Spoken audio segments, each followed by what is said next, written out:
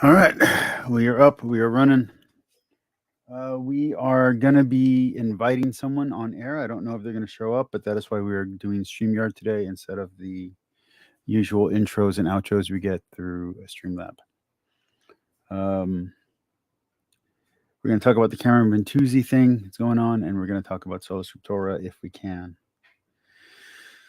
Okay, let's do this here.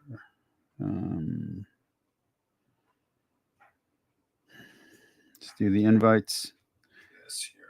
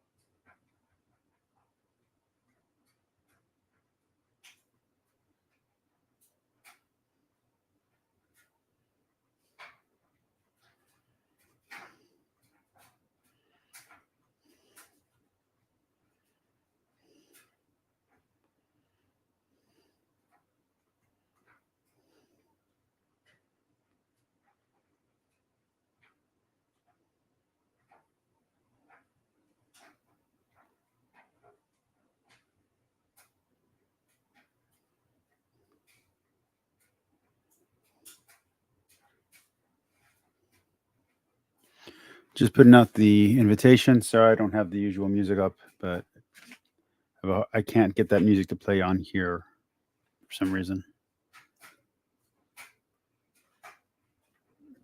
Oh, do I give myself a hell of a workout right now? Okay.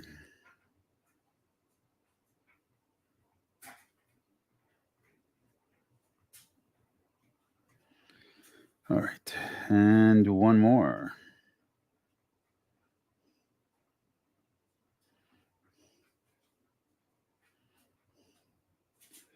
All right. Let's go ahead and let this play while we're doing that.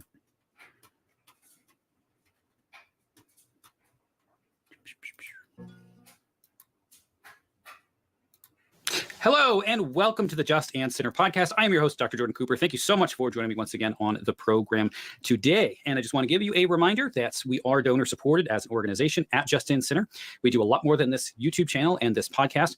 We provide Lutheran publications at as reasonable price as we possibly can to make them affordable and accessible. We also offer courses through the Widener Institute. You can find out all sorts of information about the things that we do by going to justandsinner.org, and you can find all of the different things that we do as an organization. But we do need supporters, we need donors. So if you have benefited from the things that we do, we would ask that you would contribute. If you can't contribute yourself, we also have some materials that you can print off and give to others that you think might be interested in donating that tells them a little bit about who we are and why we are worth supporting. So you can find all of that at justandsinner.org. You can go to the donate page, and we have some things you can download as PDFs to print off or send via email or whatever else it might be. Well, on the program today, I'm going to be playing the second of the talks that I gave at the ECHO conference in Denmark. This is on Sola Scriptura. So this is following the first talk on Sola Fide. We're discussing the solas of the Reformation. And so I hope you enjoy this talk. And if you have not yet, make sure you subscribe. My tablet with my notes on it here may die during my talk, so I may be winging it in the second half. So my goal is to have you not notice, but now I just told you, so I guess you probably will. Okay, so as we talked about last time, the solas of the Reformation can be useful, but we have to understand them in their proper context. And the solas of the Reformation can also be significantly misunderstood if they are applied without any context at all.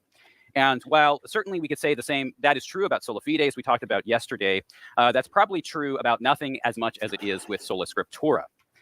This is one of those phrases that is a wonderful phrase, one that is helpful in capturing the essence of the Reformation, but also one that is very, very often either misunderstood or sometimes I think probably purposefully misrepresented, honestly. So I'm going to start with some mischaracterizations that you often hear about Sola Scriptura. Now, I encounter this regularly when I deal with Roman Catholic converts, and maybe some of you have some of those very young, very zealous traditionalist Roman Catholic converts that seem to want to spend all of their time blaming Sola Scriptura for all of the problems in the world. And I encounter this a bit. So when you hear someone who criticizes Lutheranism, and they're probably just including you with broad Protestantism and sticking absolutely everything they possibly can into that category. The criticism first is, you guys with your sola scriptura, you're saying that you need the Bible and you don't need anything else for any reason at all, and therefore you are all just your own popes. So the option is either you listen to the Pope, you listen to the Bishop of Rome and his interpretation of Scripture, or everybody is left to him or herself to just kind of try to figure out exactly what the Bible means. And so you just kind of, I don't know, maybe, sit alone in a room with your Bible somewhere and read through it and try to figure out what it means. And so that means that everyone can just decide for him or herself what the Bible actually means. You may have heard this criticism before. And, you've probably encountered somebody in your life, and I've encountered plenty of people like this in my life, who read the Bible and come away with some very bizarre interpretations of certain things. And when you look at people like that and you take this criticism and you say, okay, well, I certainly know people that have read the Bible and come with some weird conclusions. Not everybody really I've never liked the everyone becomes their own pope argument, but you do see that how everyone does fall into their own errors. I would say that is more true than the own pope thing. Really is trained in an understanding of church history or the creeds or how to interpret the Bible rightly. So how can anybody know what the Bible actually means? Well, another criticism that we find, that I hear often, is that if you believe in sola scriptura, you don't even have any way of knowing exactly what is in the Bible. Have you heard this before? In other words, the table of contents in your Bible is not divinely inspired. It's not there in the Bible. It comes from the Roman Catholic Church telling you what books are in the Bible. That's the criticism. So I want to counter those oppositions to sola scriptura that you often hear. And I want to say first that sola scriptura does not mean that we believe in what they call private interpretation of Scripture. In other words, interpretation of Scripture that is devoid of the wisdom of the church or the creeds of the church or the authority structures in the church, such as pastors. Yeah, but I was just listening to someone earlier who did have those complaints about Protestantism and did say that about the church. How I think it was Leighton Flowers who was saying how he doesn't want the ecumenical councils guiding the interpretation of the church. So not exactly 100%, buddy. Also, I want to say that accepting the tradition that is the books that are in the canon of Scripture, in other words, knowing which books are inspired, does not mean that we have to accept the authority of the Roman Catholic Church or the authority of any self-proclaimed, tradition or receiver and interpreter of tradition, such as the Roman Magisterium, but not exclusive with the Roman Magisterium. So with that, I'm going to do a little bit of some history here, as I did in the last talk, talking about sola fide. As I said, it's really important to understand the solas within the particular contexts of the debates that are actually happening that lead to the formation of these terms. Because it's when we use these terms out of that historical context that they are most often misunderstood. So we're going to be talking first about the early church. So the question I have here is, when you look at the early church, I want to ask... And as people are coming in, for those of you who are looking for the Cameron Bertuzzi stuff, I'm going to wait until I was going to call him Micheal Beverly. That's a completely different guy from a completely different show. I'm going to wait until Michael comes in. So Donovan comes in so we can talk about the Micheal Beverly stuff. So we're going to stay on topic until he gets in here, okay? What is it that the earliest Christians are using as their authority to interpret what exactly is true, to decide what exactly is true in the Christian faith, what might be called dogma? So the question is, when we look at the earliest Christian writings, are they proclaiming truth on the basis of the revealed word of God in Scripture, or are they proclaiming that which is true based on some kind of inherited tradition from, say, the Bishop of Rome? In other words, do we find early Christians in theological debates, in trying to find answers to those debates or solutions, do we find them going to the Bishop of Rome and saying, Bishop of Rome, we can't interpret the Bible. You are on the chair of St. Peter, and you can interpret the Bible for us. Please answer this controversy for us. What is it that the early Christians are looking at as the authoritative source to answer theological disputes? Because that... I know that you just said Cam is poopy, but I just saw you say Cam is Poppy.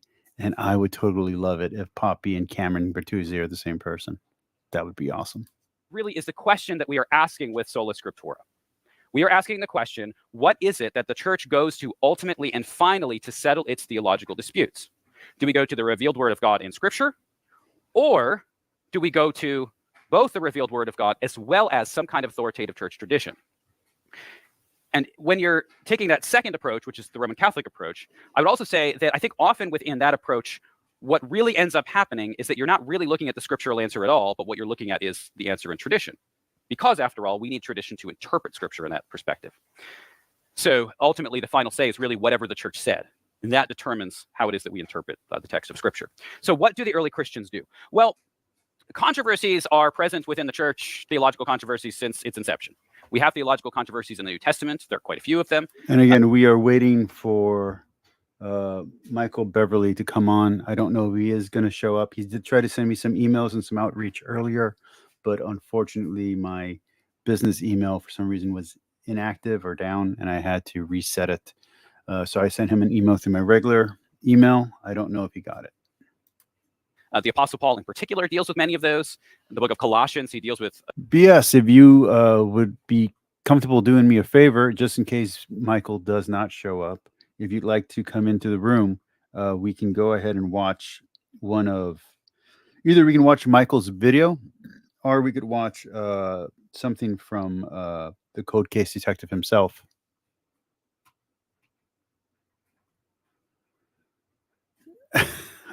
I would ask Jordan that himself. I think almost everyone will say it's the Reformation.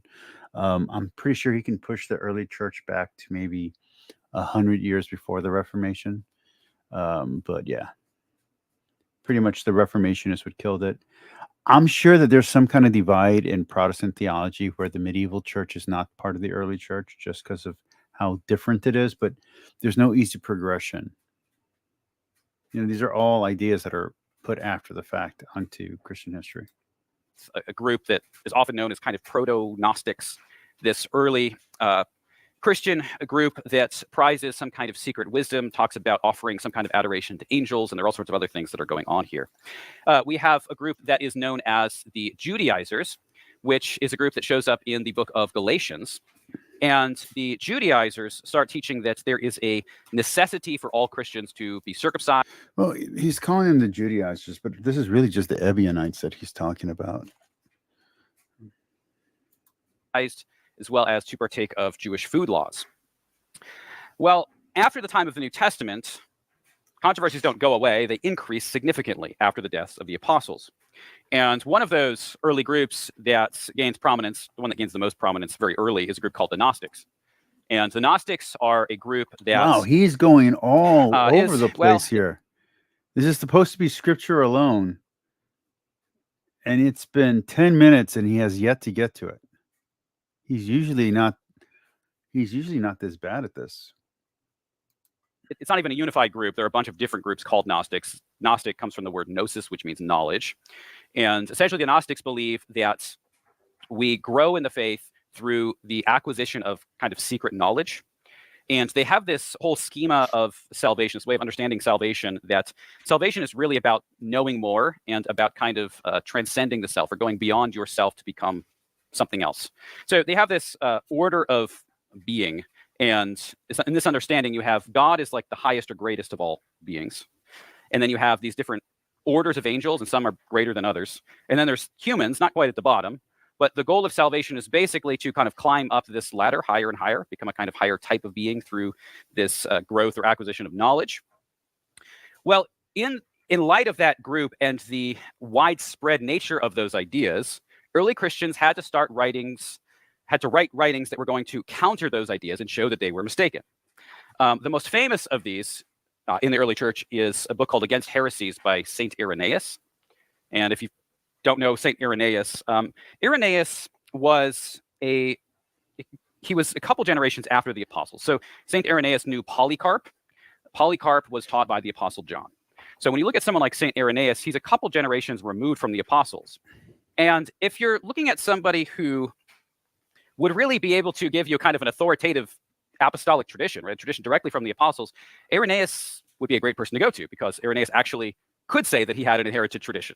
I mean, you could have heard. So I don't know that Kip or any of the big guys are going to be on today, but if they are, is Athanasius, is the history that we have as Christians, Catholics, Orthodox, whatever, of the early church fathers, Origen, Tertullian, Athanasius, Irenaeus, are their lineages as it is set in their books, as they describe themselves?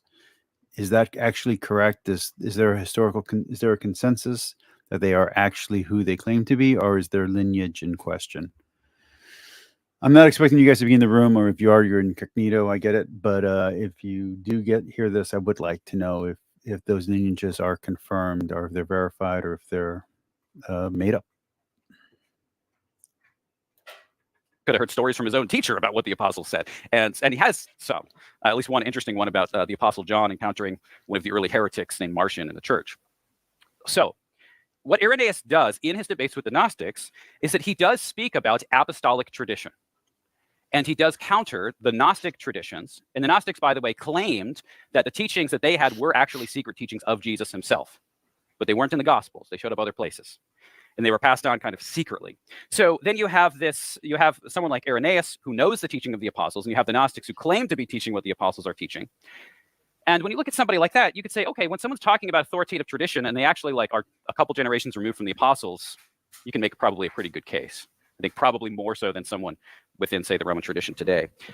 And if you look at what Irenaeus defines as the tradition that is set against the Gnostic tradition, what Irenaeus puts together is something very similar to what we know today as the Apostles' Creed. And the significance of this is that what Irenaeus basically comes up with as the inherited or received tradition is all just things that are explicitly taught in Holy Scripture. What Irenaeus brings forth as the apostolic tradition that is authoritative and that is being passed on is not something that is separate from what we find in Holy Scripture, which is quite different from the way that Irenaeus' writings end up being used much later to justify something like, say, the bodily assumption of Mary, the idea that the Virgin Mary was bodily assumed into heaven, or something like that. That clearly has no bearing in Scripture at all. So what we see is that the earliest Christians do use language of tradition, but when they define tradition, they're defining tradition really as things that are also clearly taught within the Word of God, not some kind of separate dogma or separate theological claims that have no basis in the Word of God. Well, let's go to another theological debate. If you look at the early church and look at the most heated theological debates, the Gnostics show up first, and then the one that you're going to look at after that that's most significant, that leads to the writing of the Nicene Creed, is the Arian debate. So within the Arian debate, you have a group known as the Arians, and following a guy named Arius. The Arians argue that Jesus he has not talked at all about beginning. sola scriptura. That I don't know Jesus, what's going on here. As the Son of God, Jordan, you're dropping the ball. You're usually way better than this, unless you're going to get to it like over here. But then why make it an hour-long lecture? Eternal Logos was not actually eternal in the fullest sense.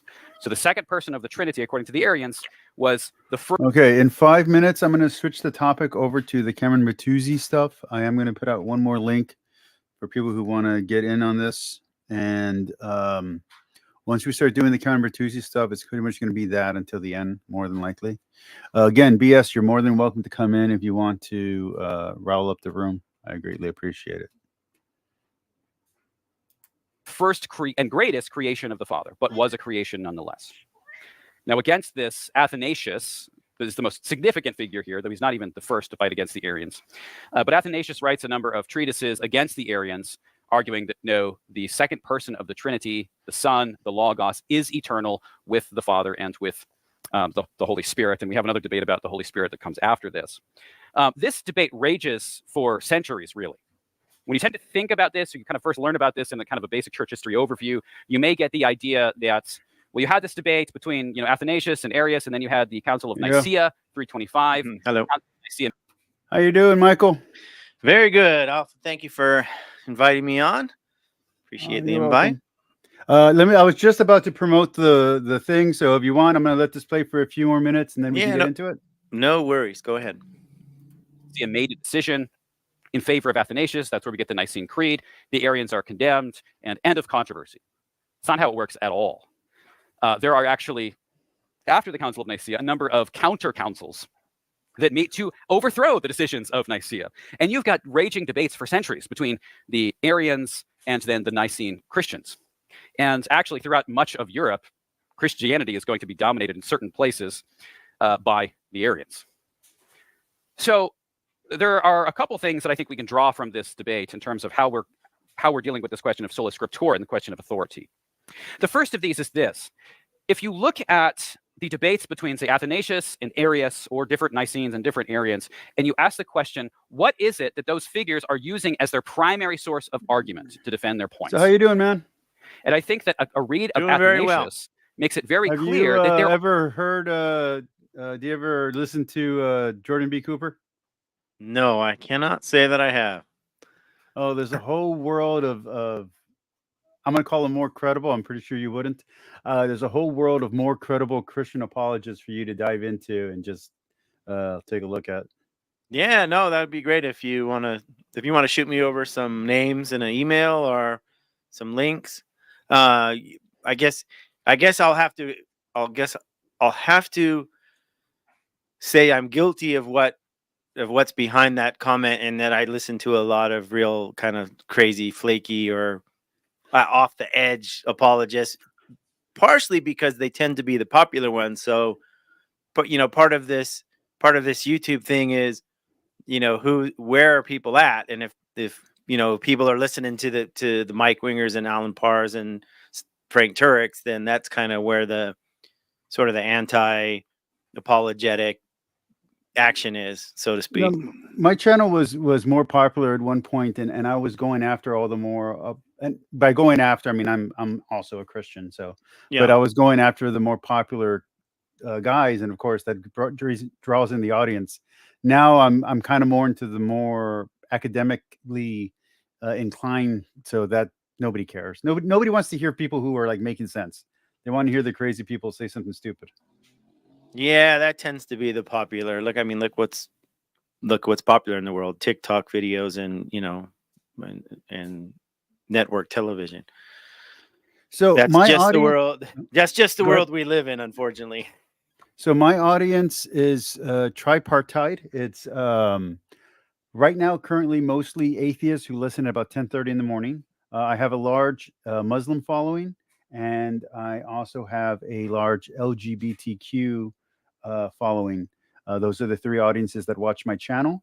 There are Christians who identify as LGBTQ, but they're kind of like on the fringe, that kind of thing.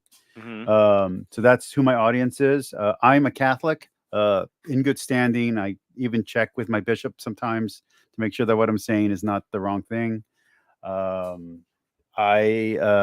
My opinion on Cameron is that I don't like his channel. I try not to watch it. Every once in a while, he says something that's important to the Catholic world, so I have to watch his stuff. But if someone else is doing commentary on it, or maybe the guests are going to redo it on a different channel, I'll go watch that instead of watch their original interview or conversation. Could you introduce yourself to my audience and kind of who you are and what your channel is and why they might be interested in checking you out?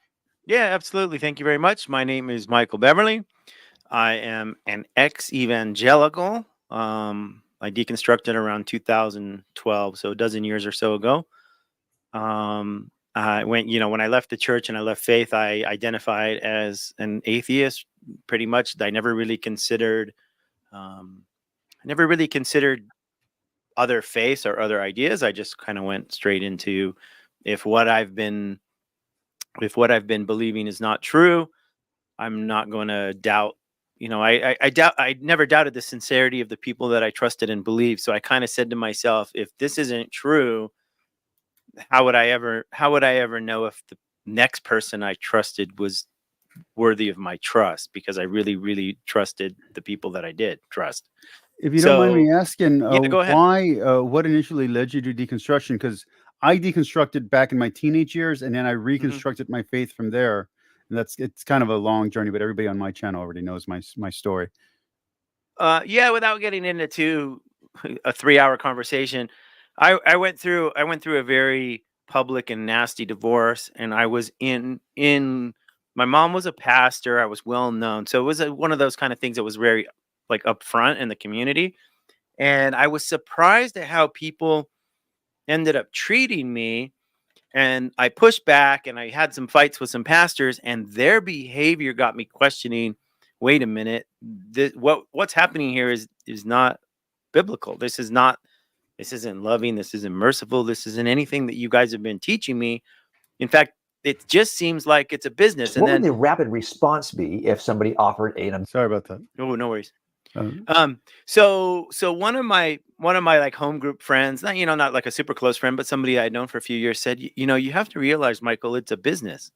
And this is a committed Christian who believes everything I believed in everything. And when he said that, I thought about it and I said, okay, I can accept that it's a business, but then that's kind of an admission to me that it's not about what you guys have been telling me for all these years and what I believe. So I read first Dawkins' God Delusion, and that got me really questioning. Okay, and what I used is what is known kind of more commonly as the outsider test for faith, which is John Loftus' work. Now, for those who don't know, John Loftus studied under William Lane Craig and was a pastor and the whole nine yards. And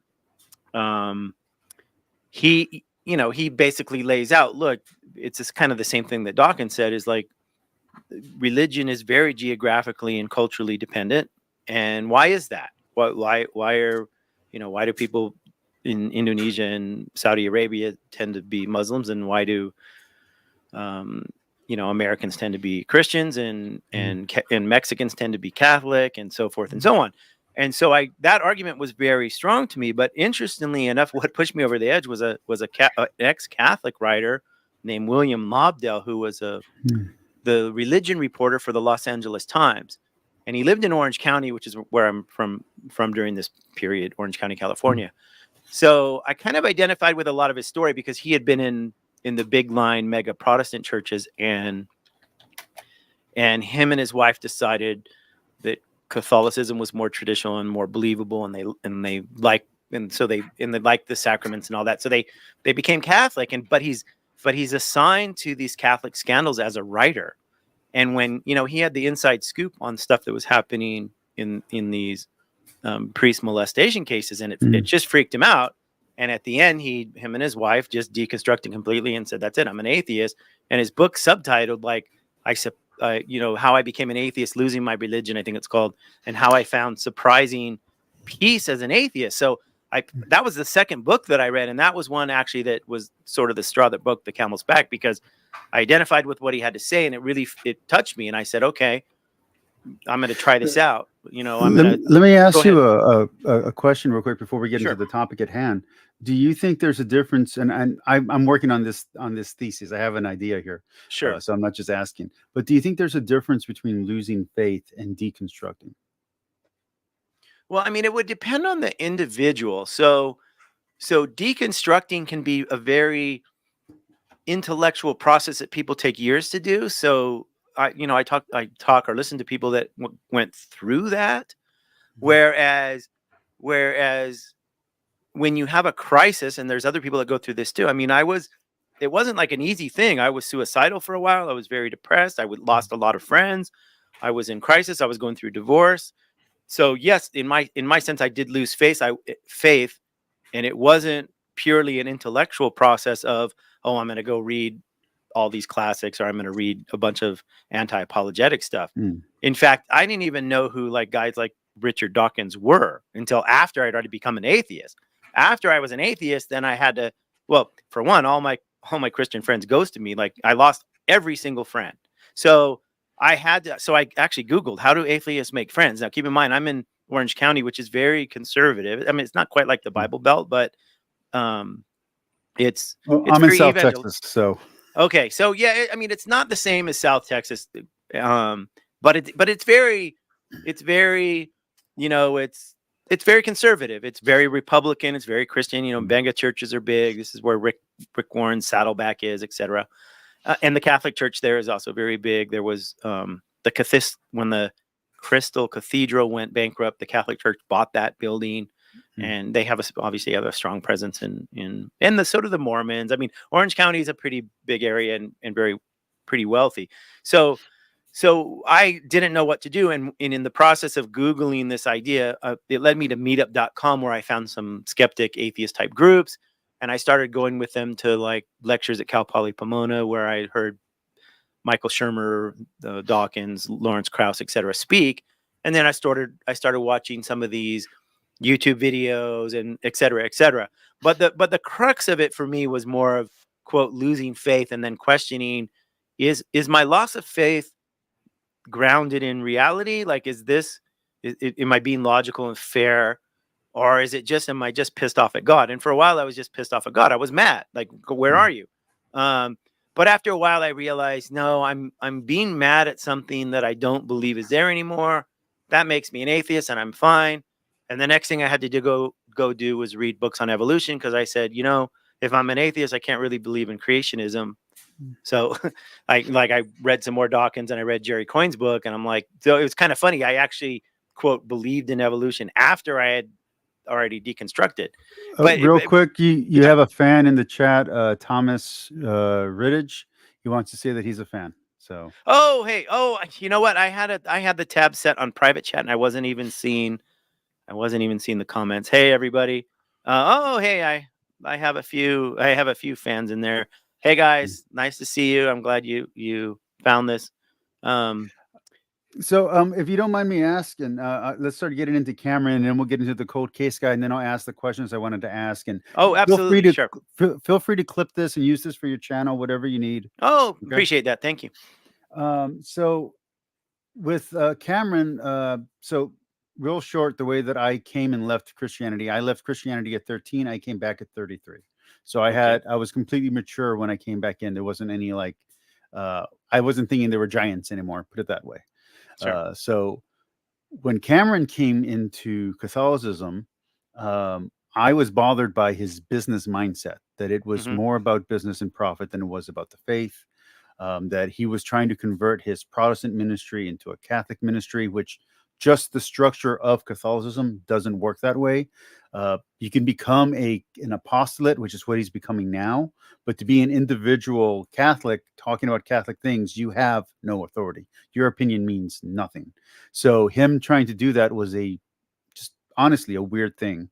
Unless he was going to go rad trad or some other schismatic group, it didn't make any sense.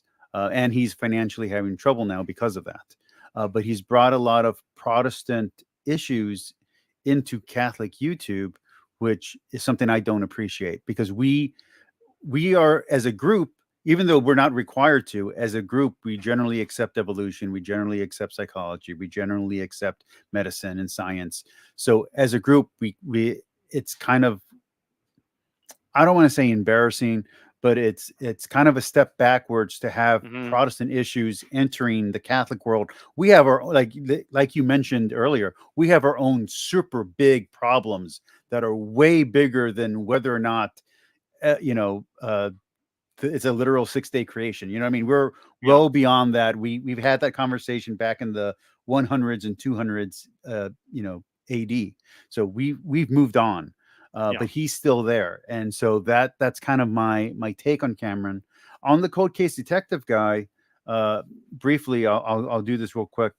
I only know about him from the book because I remember that he got on Dateline or something else. Like, there were a few things, and I thought it was stupid. This just my honest opinion. I'm like, this doesn't work that way. It's not that kind of evidence. What are you doing? So I'm just going to leave it there with that. Could you go ahead and tell me how you were introduced to Cameron and what your opinion is on him currently? Let's start there. Okay, so like anyone in this space, my introduction to Cameron was just seeing some of his videos. I actually had made a response video to him many months back when he did Cybertruck proves, the beauty of the Cybertruck proves there's a God. So I did a response video to that, and somebody actually commented in that video, and he's like, hey, this apologetic is beneath you. Don't waste your time on this stuff. And I kind of took that to heart because it was kind of silly, but it caught my eye. So I don't have a real good background on knowing his past. Like, I don't know anything about this Catholic Protestant kind of stuff. I sort of follow him more recently only because he's been pulling in some really heavy hitter guests, and they're obviously coming on his show because he's got like 250,000 subscribers, and it's good for, it's good publicity, right? So the short version of Cameron is that he was a Protestant pastor. He got pretty big. His wife is part of a major Protestant church in Houston. Okay.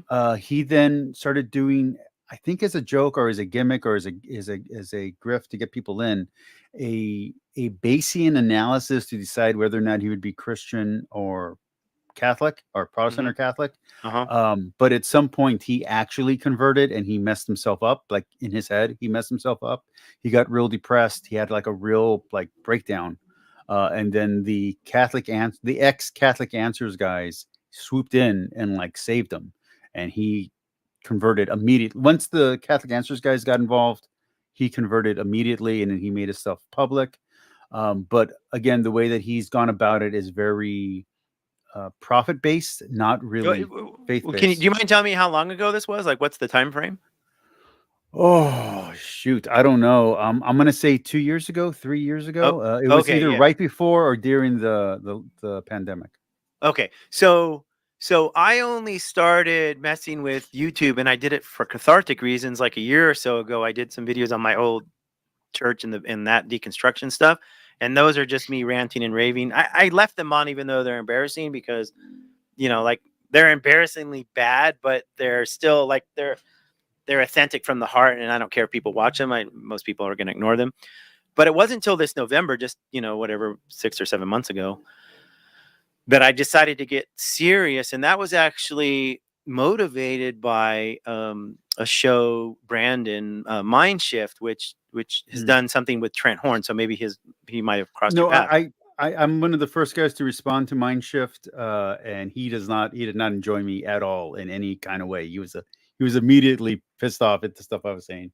Okay, well, so I became a Patreon supporter of him, and I said I'd been thinking about doing a channel, and he said, "Hey, we need different voices, and everybody, like if you want to do it, jump in here and do it." So he very much encouraged me, and I've been a supporter of his channel, and so we did a collab that posted like yesterday or the day before. Awesome. On Tuesday. So that was really helpful, and it brought a lot more attention to me, and so. It's just a weird coincidence on the Cameron thing because I had done this 3-hour sort of expose on Jim Warner Wallace, which was sparked by me. So I am a fan of the Prophet of Zod. I don't know if you're familiar with him. He's an ex principal or I think he's an ex principal and an ex school teacher, or maybe just an ex school teacher, but from like he has a background of like private Christian schools and et cetera, et cetera. And I enjoy his style. And so I watched a couple of he did 2 different videos on Wallace. And then he introduced me to this guy, Sergeant Skeptic, who is an ex California police officer. So him and I connected. He's got a really small channel. He's like, he's a retired cop. He surfs and cruises around in his RV. So he doesn't care about YouTube in terms of like making money or being real present. Like he has no pressure to put a lot of content. He does it, for his personal enjoyment. So he's got, he's got like maybe 1,000 followers and he's got really good content. It's just not very often that he posts, but he was on with Zod and then he came on with me and then him and I talked. And, long story short, this video got me a lot, not a huge amount of attention. It got like 5,000 views and some big YouTubers commented on it, like, good job. And this is helpful. So when Cameron announced this call-in show where it's like, hey, prove this detective wrong and you can call in, I jumped on that immediately. And long story short, Cameron said, okay, Michael can have these questions on this topic, but nobody else. That's it. Cause I don't want to go, it's off topic. And I said, okay, that's fair enough. If you have a topic, you have a topic, but you're giving me the opportunity to question Wallace on some of his backstory and some of this stuff that, let's see. That's a good place to pause and take a step back. Sure. What is your introduction to Wallace? What do you know about him? Have you heard about him before? Have you seen this book before? Cause I saw this book a long time ago. I don't remember when. What's your introduction to him and what was your feeling about him before you looked into him? Or why did you have a desire to look into him?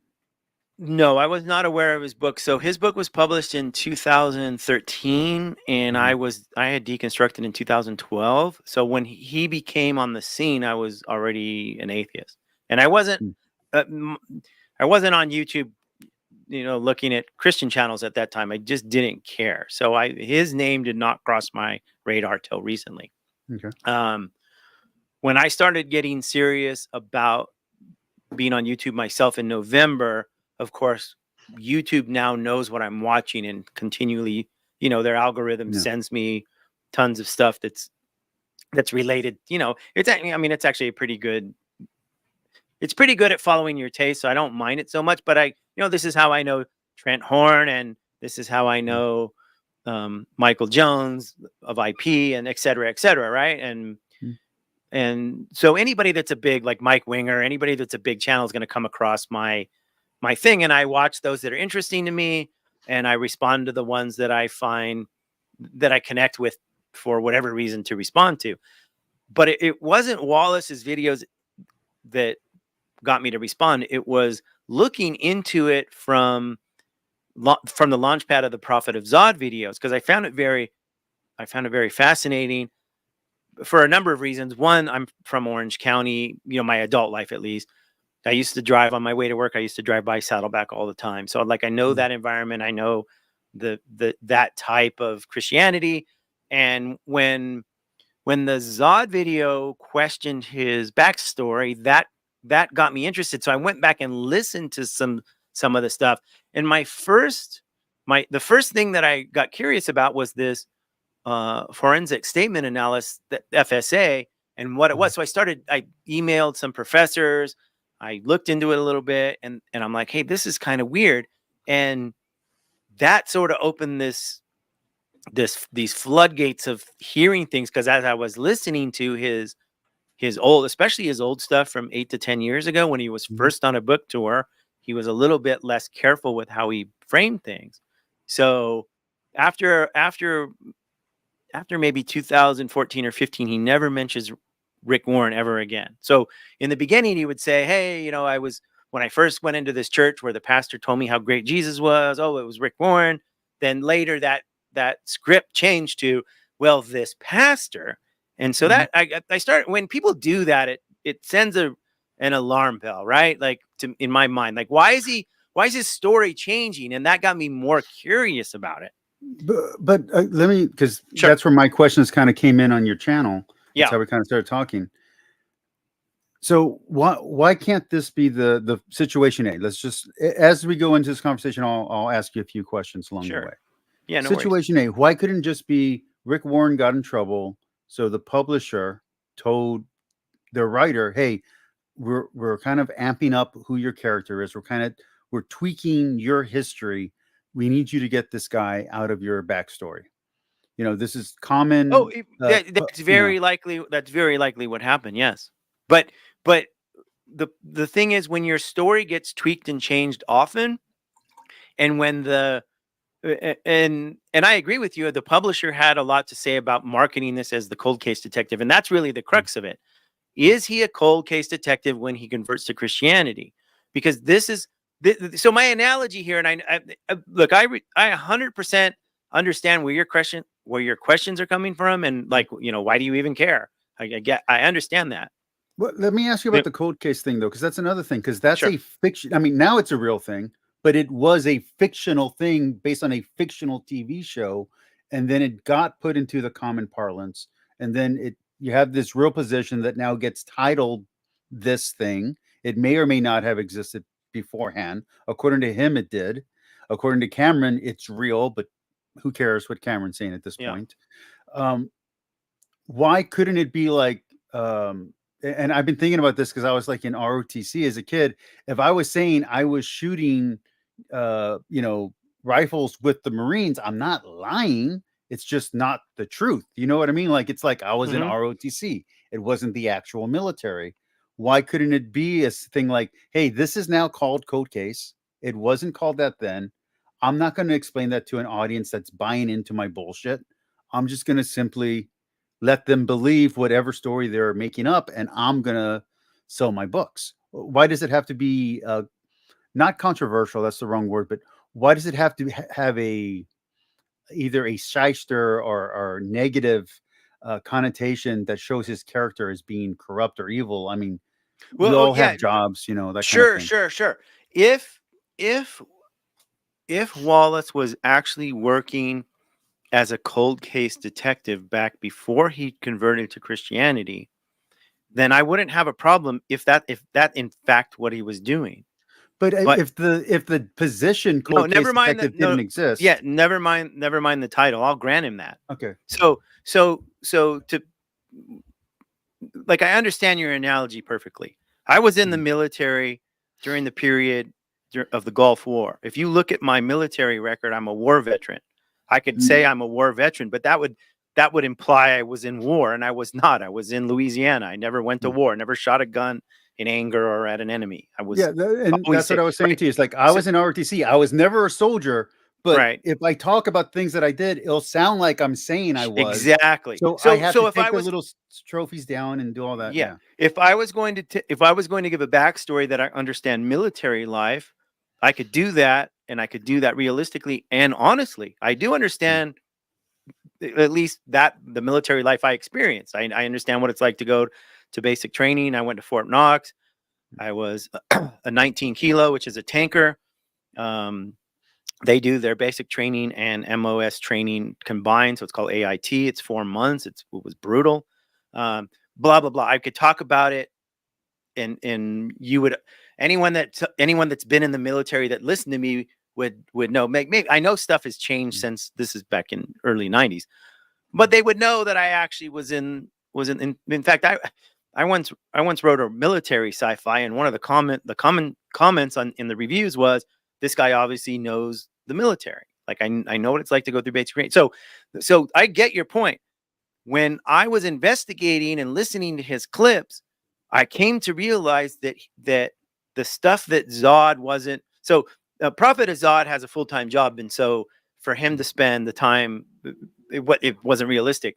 So he was a little bit softer than me and a little bit more cautious about saying, hey, he's lying, but he brought up issues that seemed kind of weird, and I was able to dive into that because I actually had the time to go back and listen to dozens of hours of old tapes. Like, he was on radio shows on his book tour, and he's uploaded those to his YouTube. So there's no visual stuff other than a one single slide. Like, he's on. Let me ask that question right here then. Sure. So has he said outright lies about his past?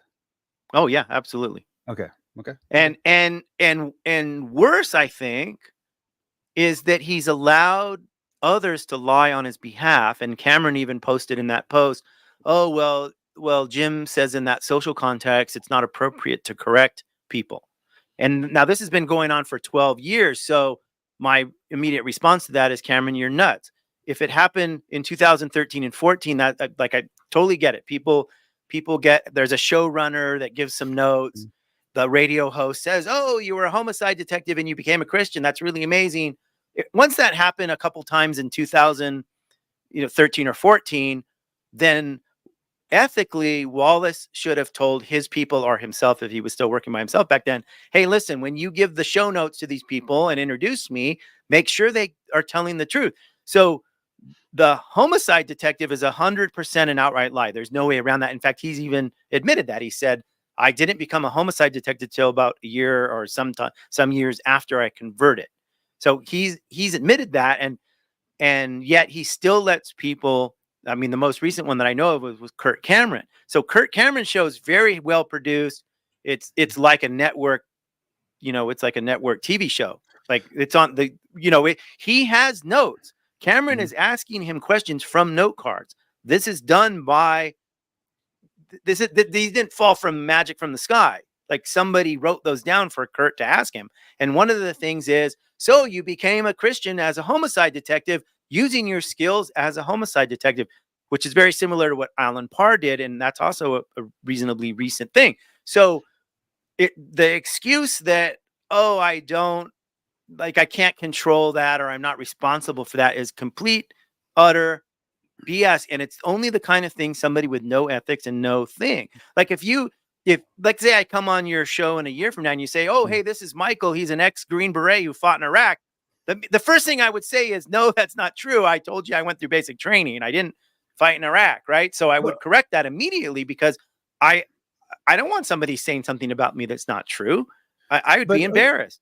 Okay, but let me, because there's an order of events problem also here, and Yeah. I want to get to that one in a second. But Sure. let me, since you brought this part up, let me ask this though. So I have an associate's in philosophy, Mhm. and when people ask me what kind of degree I have, I will say I have a oh, I just lost the word. Arts. It's an arts degree, humanity of Yep. arts. I'll say I have Okay. an humanity of arts, and some people will incorrectly assume because I've been on YouTube forever that means that I have a master's or that I have a something else.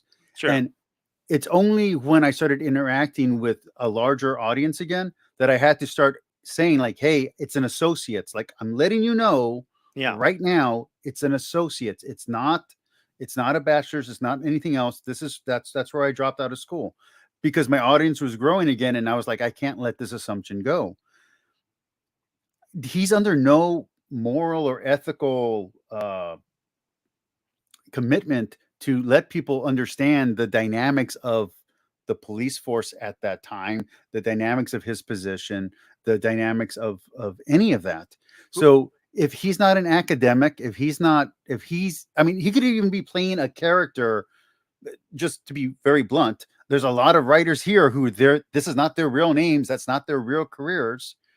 He could just be playing a cold case detective who's the persona that he's writing that just happens to have his same name instead of a pen name. So where is the impetus or where's the moral consequence if he doesn't make that clarification like I did? Like, no, I was Well, under no yeah, one put no, a gun to my head to tell me to do that. no. Of course, I understand the question completely, and here's my answer. He's selling a product that people pay money for. If he Mhm. was selling, if he was shilling for a cryptocurrency or for a stock, and he was introduced as um, a former Wall Street bond trader who made people $10 billion, blah blah blah, and people are then investing their money in that based on that credibility. That in my mind, that's unethical. So I don't care that he's selling a book that's 10 or 20 bucks. It's still money. It's still unethical in my mind to sell a product with based on a lie. So So the crux is, was he really? So I understand what you're asking me here, and we haven't really got to why I'm saying he's completely 100% lying. There's no nebulous gray area here. So let me before you do the Yeah. clarification, let me ask you this then. So there's also a chronology issue, and that chronology issue, like let's say I was going to, I'm not going to name the college I was at, but let's say I wanted to name the college that I had. It has changed names 3 times since I attended, and Sure. if I'm doing shorthand or if I don't want to explain, I'm just going to say the current name, even Yeah. though that chronologically is completely incorrect. It's anachronistic. I just don't want to explain. So what if he's like if he's saying the truth about him being a Christian, him having once been an atheist, and him having come to his faith at some point as a writer, what unethical thing is he doing? And Dr. Kip made it very clear it's unethical. I want to be very clear that I saw your thing actually from a different gentleman that I interact with. Mhm. And he made it very clear, but I want to hear from you. What is the unethical part about letting the chronology get mixed up? Because he could be Well, mixed up about the Well, chronology. no, sure. I mean, if that were the issue, I would agree with you. And there's actually an analogous thing. So he is introduced or presented as a homicide detective that became a Christian as a homicide detective. Now, I got through the Freedom of Information Act his work record. Nowhere on that work record does it say he's a homicide detective. He was in Vice.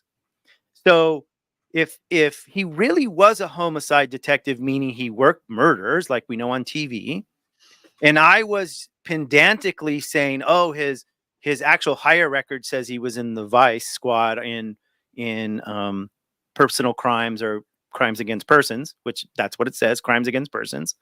Then I would just be a pedantic atheist being obnoxious, and I would agree with you 100%. But but the problem here is, one, he was not working homicides by his own testimony. He didn't start working homicides until, I want to say it was like around 2000, 2001, somewhere in there, because he was in it. It's a little bit cloudy because he uses layman terms when he talks, and his actual employment records have like official titles, like you're in Vice. So like he says he was undercover for 4 years. This is where he says, I let my hair grow long. I was in undercover for 4 years. Well, on his work record, it doesn't say undercover cop. It says he's in Vice, right? So those things are just pedantic and I asked you things. about that in my question that I sent you, because I was like, if he's just using TV terms, I mean, I 100% agree with you here. But here's the thing: by his own testimony and by his work record, he was not working. He was not working homicides till after he had, at least a year or two, or maybe more, after he converted. He was in the Vice squad doing undercover work and in drugs, like in drug works. So that part of his story, now he hasn't defended that. He hasn't come out and said, oh yes, I really was a homicide detective because I worked on homicides. No, he's dropped that line of argumentation completely, because he knows he would be outright lying if he said that, because he wasn't a homicide detective. He wasn't in any shape or form. He wasn't robbery homicide till later. He wasn't working homicides till later. So now it comes down to, well, what does it mean to be a cold case detective? Now everybody agrees he wasn't on the official cold case unit until 2007 because it hadn't been created yet. But he was working, and this is from the Daily Breeze's report and quoting the district attorney, in the late 90s, the district attorney decided to have a couple detectives go through, they had like 32 cases or so, cold cases. They were assigned to go through those cases and determine which, if any, could be further pursued. So in some of those cases, there was literally nothing to do. There was no leads. There was nothing.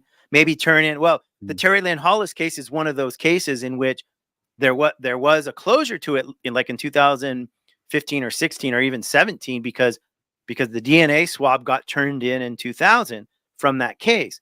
The cases they successfully prosecuted were cases in which they knew who the killer was. They just didn't have, and every one of those cases was like a boyfriend, husband, or somebody they knew. They knew who did it. They just didn't have enough to go to court. And Wallace and the other detectives, there was 2 different ones, and they were tasked with go through the 30 cases, find those that we can do some work with, and then work on those so that we can go to court. And that's what he did. Apparently, Wallace was very good at that. So everybody can grant that Wallace was a cold case detective in 1999, perhaps, maybe even 1998. I'll even grant him 1997, because my argument is he's claiming he was an experienced cold case detective, and that led him to Christianity for 1 to 2 years, which puts it at 94. That's a complete 100% lie. Now, but it has to be before the show, because the terminology doesn't exist until the show exists, right? I have no idea about that. The CBS show Cold Case, that's where no. Because the term cold case detective for sure was before that. Because I've been reading a writer, Michael Crichton, who did the Bosch series that Amazon picked up, and he's in some of the Bosch stories, he works cold cases. Oh, there's a fly in here. That terminology, I don't know that I'm highly doubting the idea that cold case detective, the terminology came from Dateline, because that would be way late. But I would say that the popularity of the term comes from the TV show making it popular. That's fine. The term may have term beforehand, but it doesn't become popular till the show, until he becomes a consultant or whatever it was that he was doing.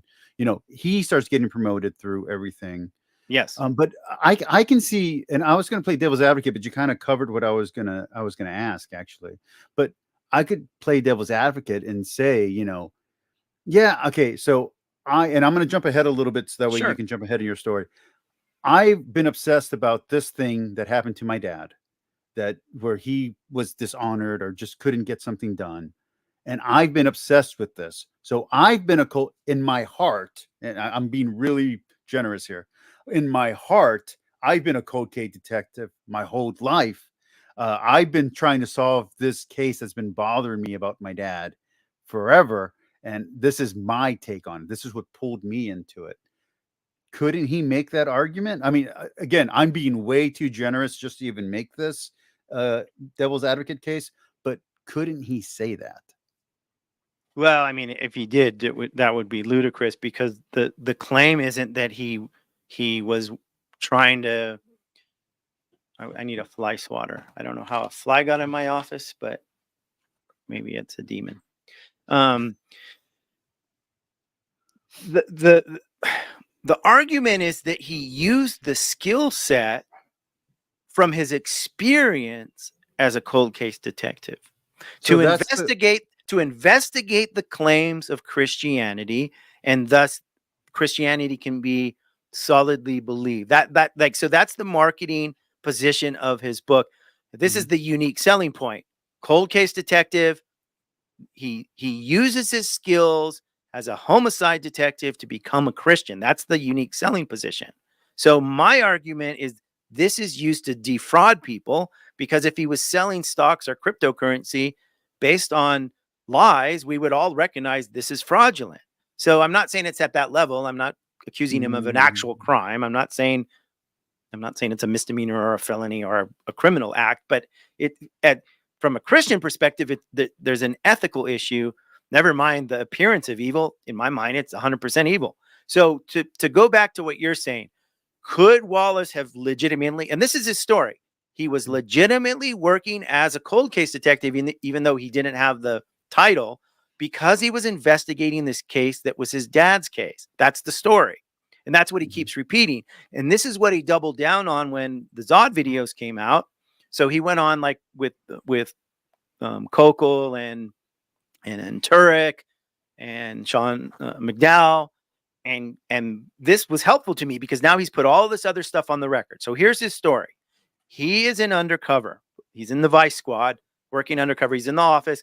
He's walking through the office and he sees these two red books, murder books of this case, Terry Lynn Hollis. Okay. Now his story has been continually, this was my dad's case.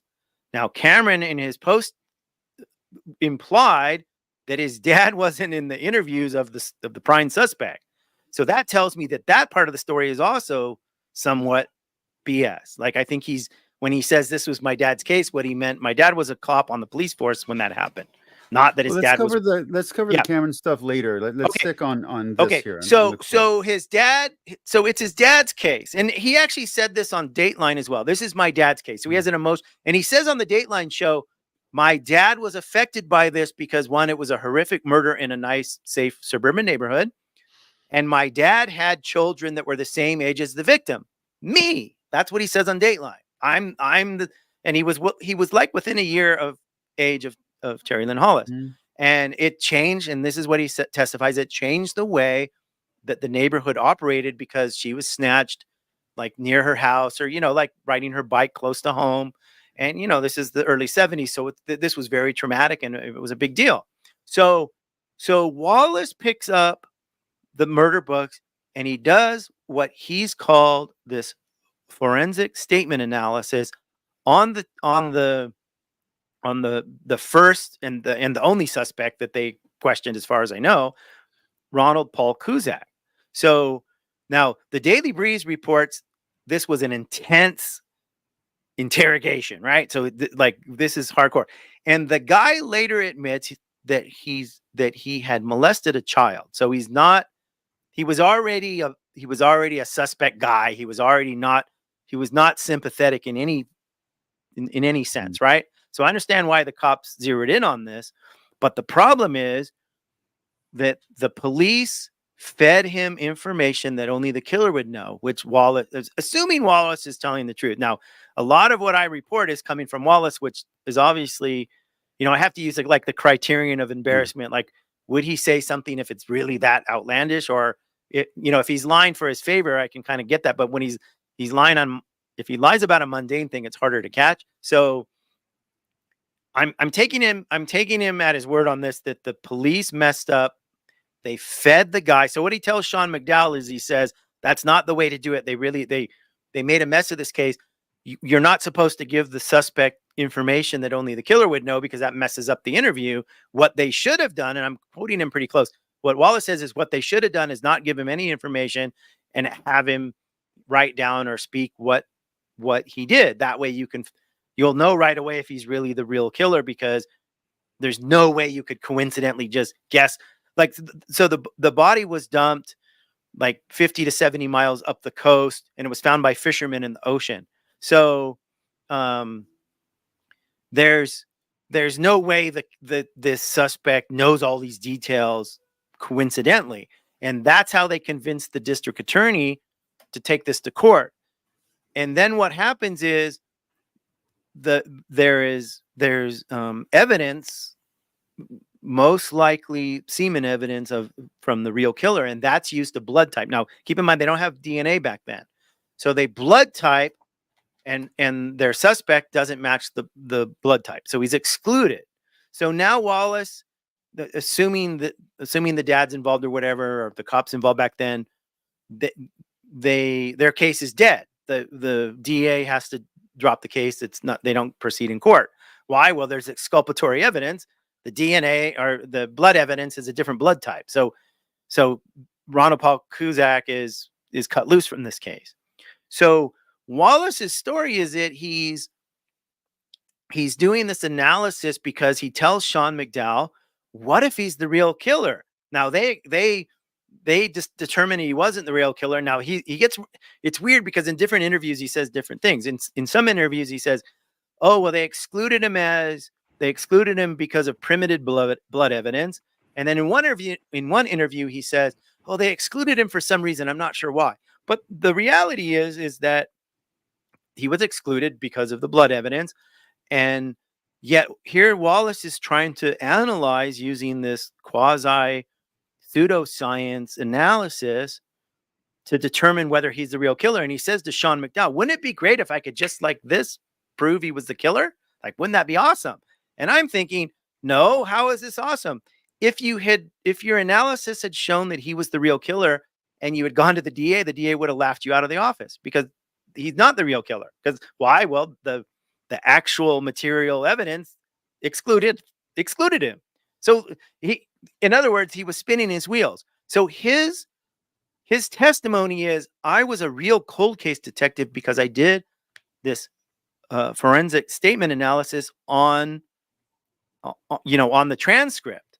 And so when I heard that, and then I went back, and so this gets a little bit more complicated, but I started saying, when did DNA? So no, I had a little bit of a relationship with this former cop, Sergeant Skeptic, who has a channel, and it would talk to the Prophet of Zod.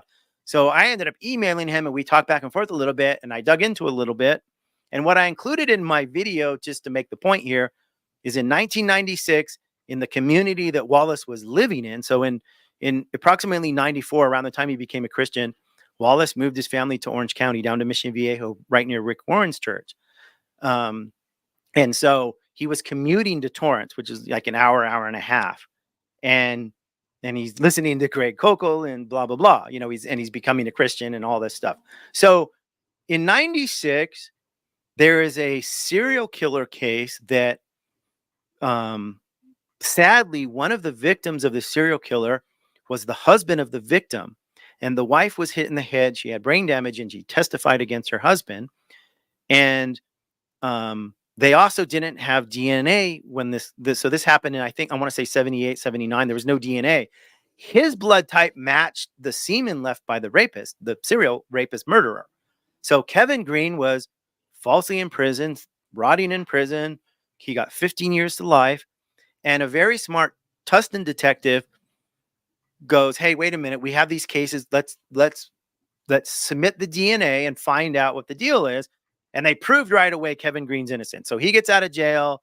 Gray Davis gives him like $600,000. Everybody's happy about that. And the actual killer, Gerald Parker, had been in prison for the rape of a 13-year-old, but he was about to be released. So Tarpley actually interviews him like 2 weeks before he's going to be released out of prison, and gets him to cop to the fact that, yes, Kevin Green's been rotting in prison for my crime. I copped to it. And so it resolved that. Now, the reason that's important is this case was huge in the community that Wallace lived in. So there's no way, besides the fact he's a police officer, that he couldn't have possibly known that DNA evidence was being used for these types of things. So if he's a real cold case detective and he's a real experienced cold case detective, so experienced at a cold case work that he can prove Christianity's true, why didn't he turn in the DNA? There you go. It's case closed. He's not a cold case detective. He's not even a detective at all, because even a rookie idiot would turn in the DNA. You would turn in the DNA. I would turn in, everyone would turn in anyone that's watching network TV crime shows would turn in the DNA. That's the first thing you would do. Hey, we got DNA. This new technology is amazing. Let's get this to the crime lab right away. So he doesn't turn in the DNA in 1994. He doesn't turn it in 95. He doesn't turn it in 96. When does he turn in the DNA? 2000. According to the Dateline, the DNA, and the Daily Breeze, both report the DNA was turned in 2000. Now, they didn't get any hits. They didn't get a hit until the DNA was turned in some years later to an ancestry site, and it picks up a relative of the real killer who had died in 2003. So fortunately for Wallace and his backstory, and as well as the Torrance Police Department, as far as we know, there was no way, even if they had turned in the DNA, they would have caught the guy, because when he had been arrested. So this guy, the guy that killed Terry Lynn Hollis, was later arrested for rape in LA, and it was arrested, but this was before they were doing swabs and recording DNA. It was before the technology existed. So what the point that I make is that if this guy had committed some crimes and his DNA was on file similarly to Gerald Parker, so like we have a real case. I'm not pulling fantasy stories out. This actually happened in the same community Wallace lived in. If that had happened, the fact that he didn't turn the DNA in would have meant that potentially the community could have, some other little girl could have been taken. And so Wallace is in the horns of dilemma here, because either he's lying and he was not a real cold case detective. And by real, I mean not the title. I don't care about the title. I mean, he wasn't doing the work. He did no cold case work on this case. He did a forensic statement analysis on this transcript because he was interested in the case because of his dad. It was pure curiosity. It had no value as detective work, because even if it had shown him anything, it would have been inadmissible in court. For one thing, FSA is not inadmissible, but two, there's exculpatory evidence that already cleared the Ronald Cusac's already cleared. So nothing that he did with this forensic statement analysis had any value. It was valueless. Let me ask you there, because sure. that question has been spinning in my head since you got to it a little while ago. Has any of these cold cases been resolved? Has anything that he's quote unquote done had results in the actual world? Yes, every single one resulted in a prosecution. Okay, so he did do very good work, but this didn't start until 99, 2000. And his skill set. So in one of the radio interviews from way back then, in fact, I think it was Laura Ingraham, but it might have been a different woman, said something that I didn't get at the time. She said, wow, you've come up with these new creative ways to present evidence in court, and it's changing the way capital cases are prosecuted in America. And I'm like, wow, that's a pretty big claim. What does that mean? And I never heard anything else about that. But then in one of the, I want to say it was maybe what was it? Maybe the Dateline.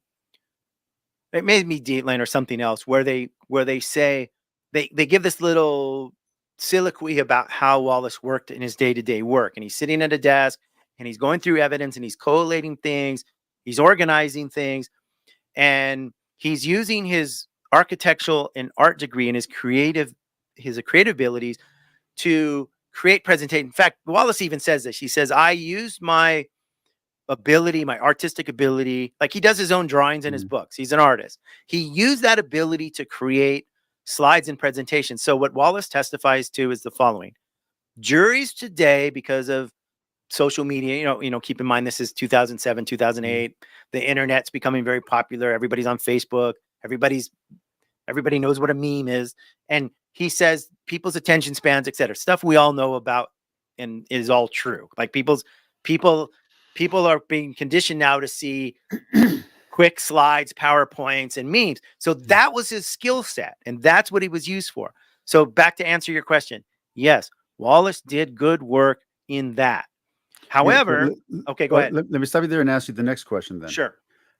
I'm not talking about what other people have claimed. I don't care what other people, I don't care what Cameron Bertuzzi thinks happened. Okay. Yeah. I don't care. Has he himself said any of these skills that he acquired or developed actually led to his conversion? And which skills? Not those skills. No. Okay. What he has said is that his skills as a cold case detective, because so here's the pitch. Here's the marketing pitch. The cold cases have dead witnesses, and they're a long time ago. So in the pitch is that this is analogous to investigating the claims of early Christians and Christianity. So Jesus' missing body, that's the cold case, right? Yeah. So that's the marketing ploy here. So the skill set that he talks about is that as a cold case detective, there's certain skills that I learned that allowed me to analyze the Gospels.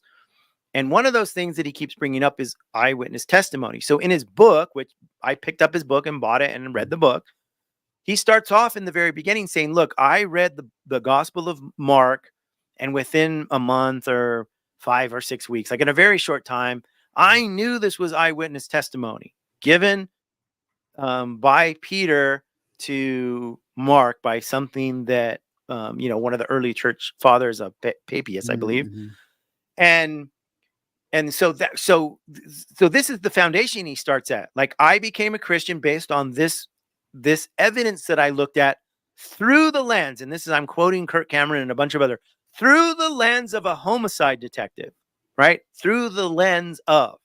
So he's saying that his skill in analyzing testimony and in talking to witnesses and looking at evidence from old cases is a skill set that uniquely positioned him to determine the veracity of the Gospels. Because now we're kind of turning. So let me ask some questions here then. So does he do anything to show that these are actual witness testimony? Does he show anything about to answer the anonymous nature of the Gospels? Does he do anything to address, let's say, the inconsistencies of the Gospel outside of the normal inconsistencies you would see from quote unquote testimony? Does he do anything to dissuade or answer the anachronisms or the presence of later developed doctrine in the Gospels, which is written after Paul? Like, does he do anything there to actually set up the case for this to actually be testimony? You could talk for another hour and give another 1,000 examples, and the answer would be no. Okay. He testifies, I don't care about PhDs. I don't care about letters after people's names, because when I was in court, you could put a PhD on the defense and a PhD on the prosecution, and they would contradict each other. So he says this specifically in a podcast. I don't care about letters after people's names. I don't care. In fact, he said to these two hosts. So this is an older show he did. I can't remember the names because these are like pretty much unknown YouTubers. I don't even know if they exist anymore. But he says to them, I'm going to tell you something, and I tell this to a lot of people. I don't trust experts. I don't like experts. And then that's why. Now, interesting, Sean McDowell recently, and I've emailed professors at Biola, and I've complained a lot about this, and they all say, well, you got to go to Sean. And then, of course, Sean ignores my messages. But Sean said, I really love that you don't read books and you're not an academic. And so my complaint to the Biola team is, this guy represents your university. How could he possibly go public with saying, I love that you don't read books and I love that you're not an academic? That, to me, that is gross, because then you could say you threw chicken bones on the floor and that proved Jesus is true, or anything, or you got messages in a voodoo session, or you did psychedelic drugs and Jesus showed up and told you he was real. Like, once you say academics doesn't matter, and I want to be clear here. I'm not saying just because someone's an academic or a PhD that means they're right. Obviously, Mike Lacona and Kip Davis don't agree on stuff, and they're both smart people and they're both qualified in their fields. They don't agree. That's fine. So Wallace's point that experts can disagree is completely legit, but Wallace dismisses all critical consensus even when Christians believe it. So, for instance, like, I mean, I would like to say that this 3-hour video I did was pretty thorough. I interviewed Dr. Kip Davis and Dr. Micheal Licona. I interviewed a Christian and I interviewed a skeptic, and I asked them the same types of questions.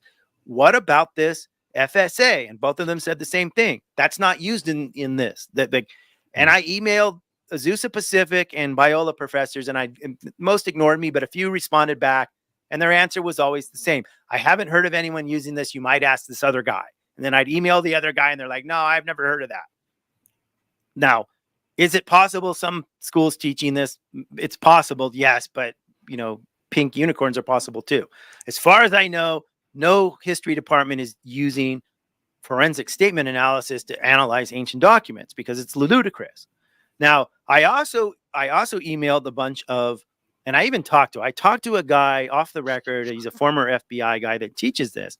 And he said, I teach this because this FSA or statement analysis is helpful for police in modern cases. They can use this to judge the veracity of statements just like a lie detector does. It's not admissible in court, but it is helpful, like a lie detector, to give a detective some clues whether somebody's lying or not. And it also gets them on the record. So if they contradict themselves later, you can use that against them or help exclude them or include them in a class of suspects. So it is somewhat of a valid tool, although all the professors that emailed me back said, no, it's just pseudoscience. There's actually no research. In fact, one guy wrote me, and I put this in my video. I put his part of his email. He says, look, researchers aren't even researching this anymore because they don't want to beat a dead horse. It's invalid science. There's no research that proves that there's any validity using it as it's taught. Then that's for modern detectives to analyze witness statements. To use it on an old document is completely ludicrous. So Wallace's thing is, to go back to where I said you could talk for an hour and the answer would still be no. No, he dismisses everything. He dismisses guys like Mike Licona. So Mike Licona is a friend of his. So when I was trying to be gracious and I didn't want to put Mike Licona in a spot, like I'm not going to ask him, in an interview, hey, is J. Warner Wallace full of crap? I'm not going to ask him that, but I did ask him directly, is this forensic statement analysis have any validity? And he says, well, I'm not a detective, so I don't know anything about it. And I go, that's my point, right? That my point is you and everybody else tells me this it's not used for that, right? So let me ask, go ahead. because this is a good place to ask this question. Sure. How exactly does forensic statement analysis work? So, for instance, I view the Bible as literature first. So I don't have any problem watching as many atheist videos as possible. It's never going to hurt my faith because I'm looking at the Bible as literature, not as theology first. People who are looking at as a theology book are going to have a ton of problems with all the little anachronisms and inconsistencies and all that stuff. But if you're not even doing that, it's not a problem. So what is this forensic analysis? How does it work with these gospels from your understanding? Okay.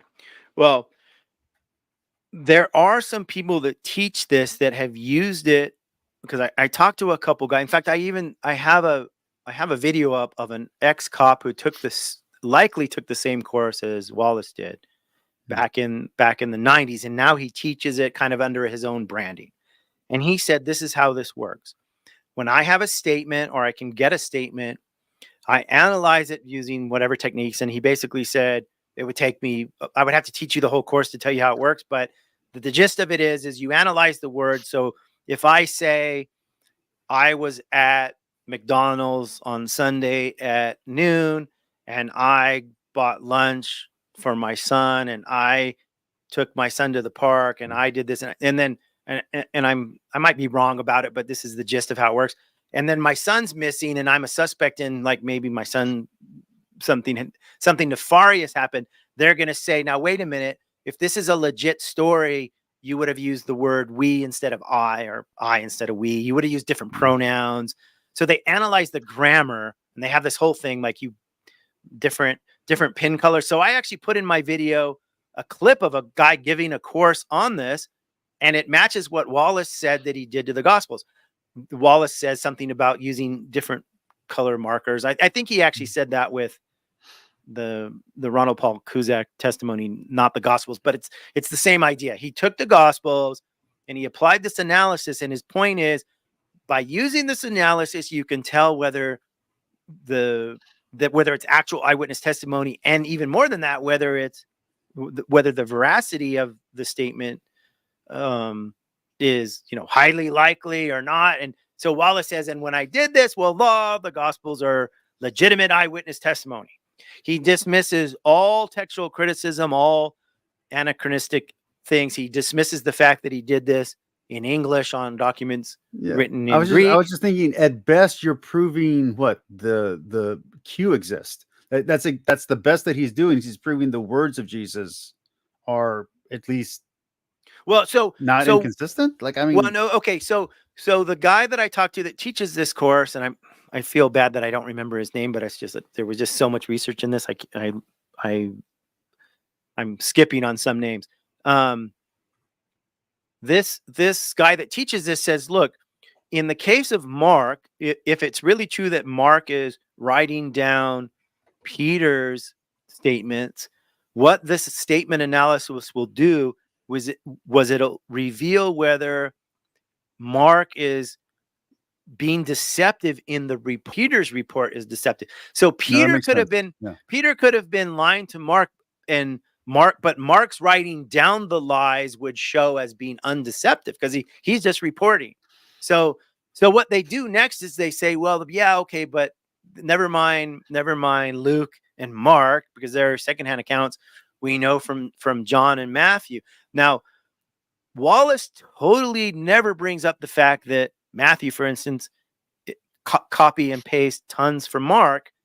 But he does say, oh, well, we know if witnesses, and this is super ironic, we know if witnesses copy each other, then there's collusion. And so then we can exclude that as being legit. It's not because they've colluded. It's obvious, right? He says that about criminals all the time. But then he never comes out and says, yes, I can't analyze Luke and Matthew because they copy from Mark so much it proves that that at least as an independent eyewitness, it's already off the table. Like, you couldn't go to court with that. Like, you couldn't put Matthew on the stand and then have him repeat verbatim what Mark said and then call that testimony, because it's obviously, like, everybody agrees that's not legitimate. But Wallace never brings it up, because if he did, it would undercut his whole case. So he just completely goes over that. Now, that's kind of what I was trying to hint at when I said Q, which is that if the synoptics are all using the same source, you're not legitimizing anything. You're just going back to a source that we don't have. So I can understand doing literary analysis on the Bible or the Gospels. I can understand doing theological analysis. I don't see what, and I'm kind of skipping ahead a little bit. Yeah. I don't see what Christians reading this book will get out of a detective doing detective work on the death of Jesus. It doesn't, even when it was a popular thing and it was on Dateline and people were talking about it, this never appealed to me, because it's like, it's the wrong tools for the wrong thing. Like, you're just, unless he's going to physically go. You're thinking rationally. That's the problem here. You're thinking rationally. You're not thinking like, the average American who either doesn't have a degree or doesn't have an appropriate degree and isn't thinking philosophy or logic, and they're faithful and they believe in Jesus. So here's a perfect example. Elisa Childers credits this book, and she says, I read the book 3 times when I was going through my crisis, and this book saved my faith. So it's obvious to me that she wanted her faith to be saved. Like, if she was really doing a real inquiry, maybe she reads Wallace's book, but then she would have to read the critics of Wallace's methodology, which would include plenty of very good Christian people who believe basically the same stuff she does: the Trinity, Jesus died and rose again, etc. So But she didn't do that. She just took what he said because it sounds good. So Wallace is a good writer and he's a good artist and he tells a So great story, right? that's another question I asked you in the list of questions that I gave you, which is, this is not in the detective area. This is not in the nonfiction section. It's in the spiritual and religious section. That's where you find the book at Barnes and Noble. So if that's the case, and I know I'm kind of going backwards here, but Oh yeah. what's the bigger problem here? If you're basically like, when I want to read good study about the Bible, I don't go to apologetics book. I tried that. All the apologetics books were crap. Like, they were just, it was just, hey, I'm going to confirm whatever you already believe. I don't need that. I already believe that. I want to know what the facts are. So I started reading academic stuff. It's in the spiritual section. It's not in an academic section. So let's say everything that you said is correct, which I'm right now very tempted to believe everything you said was correct. What does that matter for the larger issue? Like, it isn't like you said this and Prophet Azad said this and Kip said this and Kevin and Cameron was like, it's fine, who cares? No, Cameron reacted like he got attacked. So there's something in your accusation that really hit hard to where they were willing to pull the show. So what exactly is it that hit? What is it that they felt guilty of? I guess would be the better way to put it. Well, because there's a certain cognitive dissonance here, because they can't just dismiss everything that I've said or Zod said or other people said just out of hand, because it's so obvious that there's a problem. And if it was just me, I think Cameron could have just dismissed me as a troll, but it wasn't just me. He had gotten messages from many other online, skeptics or anti-apologetic type channels. And when you have that kind of thing that is undercutting something you've put your faith and trust in, i.e. Wallace's story and the story of Jesus and the Christianity, when you've put your faith in that, if the person who has helped convince you and helped bolster your faith turns out to be a complete liar and a fraud, like if that is true, well, of course, this is going to make you. The next question is automatic. What else has he lied about? Like, what else has he hidden from me, or what other things is he deliberately misleading me about? I mean, that's the way I see it. That's what I see. I see it as a personal kind of attack. Like, hey, kitty. Sorry about my cat. She's no worries. So I think that's the reaction, because when I attack Wallace's story, I think the Christian who has believed his story and read the book and liked the apologetic, they're not seeing me attack Wallace. They're seeing me attack Jesus. And it's a personal attack on them, because I love Jesus. Jesus is true. And if you're attacking the story of Jesus, you're attacking me. Now, just as a quick sidebar, there's a great video by Dark Matter 2525 on this very issue. The position of an atheist is God doesn't exist. So when we attack God, we are attacking the Christian personally. They're being attacked on a personal level, because whether they acknowledge it or not, at least in our view, God is them. Like that's right. So, I mean, even if you disagree with that and you say, well, no, there's really a God, at least you could see the point that people take it personally because they have a quote personal relation. Jesus is their best friend. So when it seems like Jesus is being attacked in some way, there's a personal offense to it. And I think it just layers down. My attacking the veracity of Wallace's story is attacking the veracity of the Christian story. It's attacking the veracity of Jesus. Now, I know you don't see it that way because you're an academic and you've read more stuff and you've already dismissed Wallace. But that's, the average person that hasn't dismissed Wallace, they're challenged now. Because if I'm telling the truth, okay, go ahead. Let me give kind of a counter understanding of what I got. And I'm going based on what Kip Davis put in his post. Okay. So for me, it didn't feel like any of the things that you said would discount any of the proof that's in the book. It would discount the credibility of the author. But if the book had a good, and again, I haven't read the book, if the book had a good case and had a good method, then it's something you could still use as a Christian because we're all about forgiveness. You know what I mean? So like you can forgive, him having a shady past or whatever Hey, whatever else.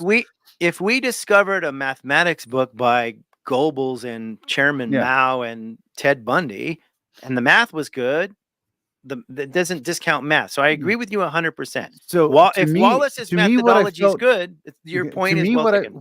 To me, what I felt was maybe it was the Christians feeling attacked. Maybe it was Cameron specifically feeling attacked for being gullible. So even I went under his channel and said, dude, we all get suckered all the time. There's this preacher named Jeremiah Johnson who I was loving his stuff not because I thought he was right, but because he was saying the things that I say.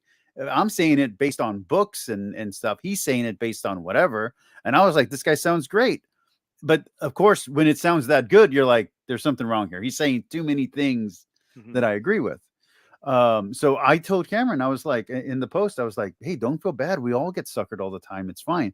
I was thinking it was a shame of being gullible thing, but you think it's more, he felt attacked personally because he feels like, well, if I'm wrong about this and he's wrong about this, we're wrong about everything.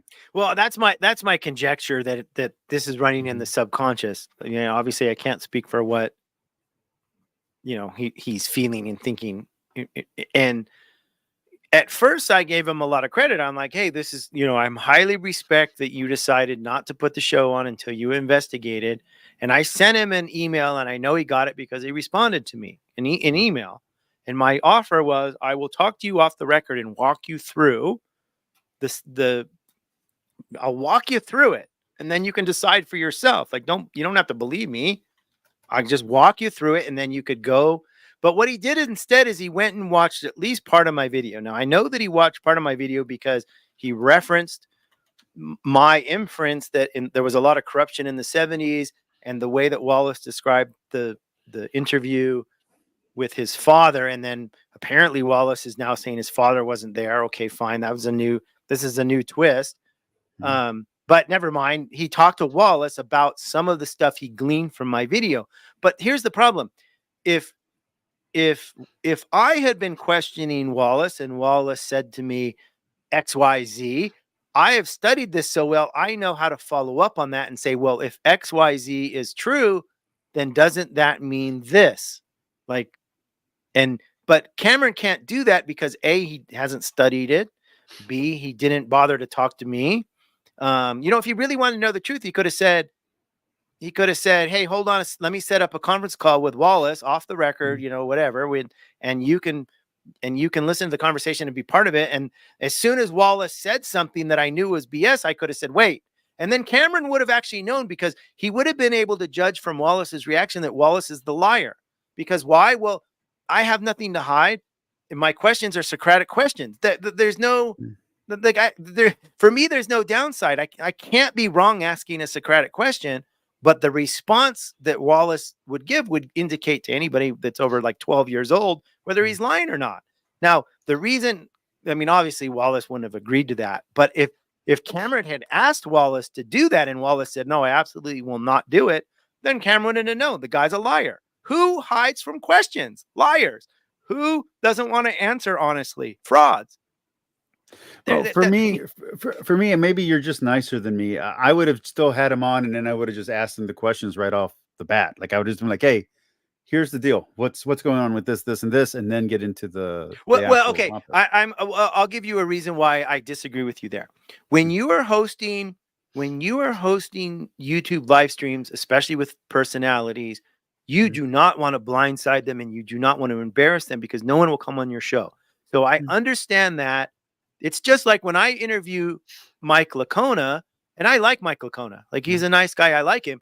I don't ask him questions that are going to be insulting and rude, because why would I do that? That's just rude and insulting. Like, there's no reason. Now, Mike knew when I talked to him, he knew I was asking about Wallace, but he wasn't, he said, look, let's talk about my book and the points that apply to this question of forensic statement analysis. You can just take those clips out and use them as you want. That's fine, because he knows Wallace's position. He totally disagrees with it. So when I was talking to him, there's no incentive for me. And like, if somebody had called me up and said, "Hey, I heard that, Mike is a child rapist or kills puppies or something," I wouldn't have put that guy. I wouldn't have platformed that kind of person. Of course, no, because Cameron doesn't know me. Cameron was legit to think I might just be an atheist troll jerk. Like, that's totally legitimate. But once he did a little bit of investigation, it wasn't just me. It was Prophet of Zod and other people.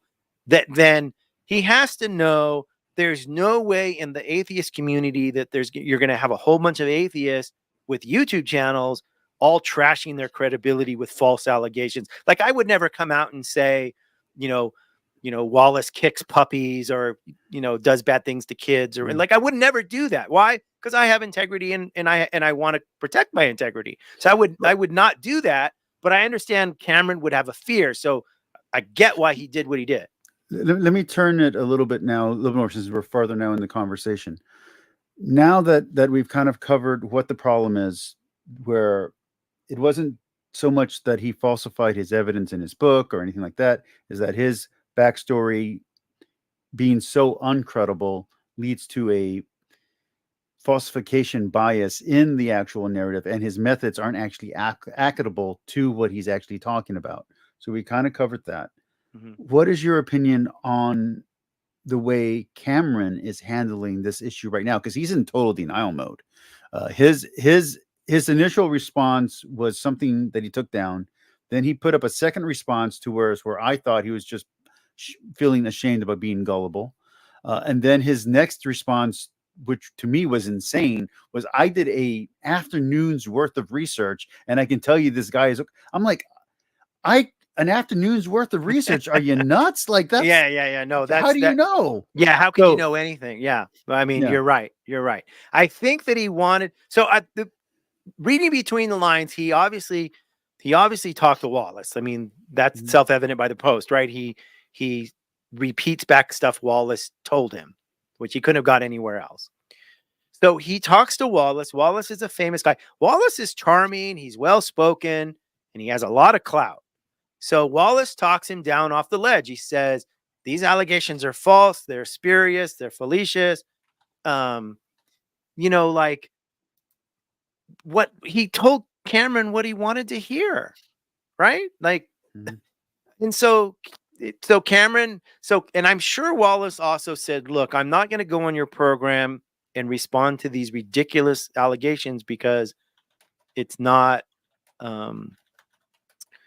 like, it's beneath me, or like, Wallace doesn't answer these kind of things, right? So I think Cameron now has, somebody actually said this in a comment, Cameron now has the credibility to say, I've investigated this, these claims are spurious, and I'm not going to let flat earther, UFOs, conspiracy theorists on my show to ask Wallace dumb questions. So now he can block anybody that has any question about anything that's could be potentially embarrassing or would be a Socratic question that would put Wallace in a bind. So now he's free to re-platform Wallace with new rules. And so now he's protected, right? So part of what bothered me, and this is part of when I reached out to you, why I reached out to you, this is the other part of it, is that there was a really good debate. And I know they're saying it's not a debate, but it was a debate between Kip and Bowen and Trent and Aiken, and it was beautiful. And then there was Trent and Gavin Ortland, and it was beautiful. It was very well done. Everyone was well paced. Toward the end, everyone kind of got kind of testy, but at that point, it didn't matter. They already did a good portion. And Cameron doing this, defending someone who, even if it turns out, and I don't mean this in a bad way, even turns out that you're wrong, that there is context for everything, defending him blindly, yes, and saying, I'm not going to listen to anyone else's opinion, hurts the good relationship that was just built between Catholics and atheists, Catholics and scholars, Catholics and skeptics. I mean, not everyone, and I call them the dark magisterium as my own little fun pun for them, but not everyone in the dark magisterium is actually an atheist. Dan McKellen's actually Mormon. You have someone else who's a Christian. Like, they're not all actually atheists. That's kind of a blanket smear that kind of everyone's giving that doesn't make sense. Like they're just asking honest questions and they don't agree with the apologetic conclusions. You're right. So I thought this was a great moment where like, yeah, okay. So they still didn't agree and they still kind of got on each other's nerves, but it was this great thing. And then you have Cameron coming in and saying, no, I'm gonna insulate and I'm gonna protect someone who's possibly not just being fraudulent, but who's misleading fellow Christians. And I'm not going to care about that because I got to protect my in group more than I got to build this bridge that just like barely the first brick was laid. You know what I mean? And that to me is what bothers me. Yeah, I'm 100% on board with you. I have reached out. I did a live stream with Bobby Conway, who, you know, worldview wise or belief wise, couldn't be further 180 degrees from his position. Our stream ended up going 2 hours, and I like the guy. He's nice, and he was, you know, he said he enjoyed it, and I imagine we'll probably do something in the future. Mike Lacona came on my show twice. Why? Because he enjoyed talking to me, and he says you're a fair interlocutor, and you know, he knows that I'm an atheist. I know he's a Christian, and I think so. I can have a discussion with those types. I don't really like to call Mike Lacona an apologist. He's more like he's a scholar professor. But Bobby Conway's a full-on apologist. And we had a nice conversation, and he allowed me to ask some Socratic questions and push him a little bit, but not in a rude way. And I think that's I did a 5-hour stream with Rob of Sentinel Apologetics. Like, you don't last 5 hours with somebody if you're fighting and arguing and going in circles. Like so the point is that I agree with you 100%. Christians and atheists should be able to have, if they're mature and they want to talk about, you know, scholarly things or whatever. We should be able to do it in a good way. Yeah. So I think one of the and I've been on YouTube for 11 years. So I think one of the saddest things to see is that once the anti-theists kind of got moved over to Rumble and other platforms, is that you had very low bar Christian apologetic debates between people who technically all agreed and they were pretending to disagree on issues that don't matter. And it was very pathetic, just to be very blunt. And I have been begging long before I started bringing guests onto my channel. I have been begging for good apologists and top scholars to debate actual facts instead of BS. It's just right. So to have this happen was great. And then to have almost the very next day, to have it just kind of crumble down is just like, I don't want to see this. I don't want Kip and Trent to be fighting over, you know, the value of Cameron Bertuzzi. Like, who cares? You know, so it was sad to see. And I'm glad that you agreed to come on to my channel to have this conversation. There are a few questions for you on the chat. Is it okay if I ask them to you? Oh, yeah, sure, of course. So one of the things that keeps on coming up, a lot of people have brought this up, is that for them, it sounds like a Ravi Zacharias situation. Do you think there's going to be more that's going to come out on Wallace that might look bad based on what you've kind of seen, or maybe what you haven't put out because it's not confirmed? Or do you think there's it is where it is, where he's just kind of overhyping his history? No, there's going to be more. And here's why I think that. In Cameron's response, he brought new things up that were so shocking to me. The main one being that Jim Wallace is claiming his father, which would be Jim Wallace Sr., thought that Ronald Paul Cusack was innocent. Well, if his own dad thought he was innocent, and he also had exculpatory evidence, why is he doing this? Why is he trying to prove he's really the bad guy? So, and the idea that his dad was not part of the interview. So Wallace has been saying all along, this was my dad's case. Well, to me, that means his dad was either the lead detective or the partner of the lead detective, because in order for it to be his case, he needs to be involved at a level that would include being included in interviews like that. This is just axiomatic. So when he's saying no, that his dad wasn't part of this, that undercuts this thing that he's been saying for years and years and years. So yes, Wallace has a tendency, when he did damage control for Prophet of Zod, he he locked himself in. And ironically, this is why detectives use things like FSA and lie detectors, is because they get people on the record. I was at grandma's house on Saturday, and then they find out grandma was in the hospital, and they're like, okay, wait a minute. How are you at grandma's house? Oh, well, I meant that I was at my grandpa's house, like this. And then now, the person's lying. So I think Wallace is going to continue to shoot himself in the foot. I can't confirm more. All I can say is that there is somebody that's reached out to me that knows stuff, and I haven't talked to this person yet, and I don't know what they're going to say, but I suspect this will continue to happen, because you can't tell so many conflicting stories without somebody in your past saying, wait a minute, what this guy's saying, I know it's a lie, and I feel obligated to come forward. And that tends to happen. Sure. I want to ask you one more question from the chat, but then one of my viewers who I've debated against, he's a fan of yours. He's an anti-theist. He's also semi-agnostic, which is interesting. He would like to ask you some questions. He asked some questions in the chat, but is it okay if I bring him on? It's Tux. Oh, of course. Jimmy Tux. Okay. Oh, yeah, absolutely. Let me ask you one question from Lisa, and then I'll Okay. go ahead and bring him on, okay? Yeah. Lisa wants to know, why would FSA even be applied in the first place to the Gospels? Why would you even try to do this? Well, Wallace did it because he was enamored with it. So this is the same reason that he did FSA on the this 1,000-page transcript from the interview with Ronald Paul Cusack. So Wallace testifies that his own workmates, or co-detectives, whatever they're called, were hey Jimmy. Hi, good evening. So Wallace reports that the people that he's working with are getting annoyed with him because, I just want to invest. I want to do FSA on all these things. So he admits that he was annoying the other detectives. So he's enamored by this. And I went back. So the place that he likely got trained, that guy is an ex-Israeli Secret Service cop guy who claims, his website's insane. It says, just do an FSA and you don't have to do any real police work like those other suckers going out in the street. You'll know instantly who the bad guy is.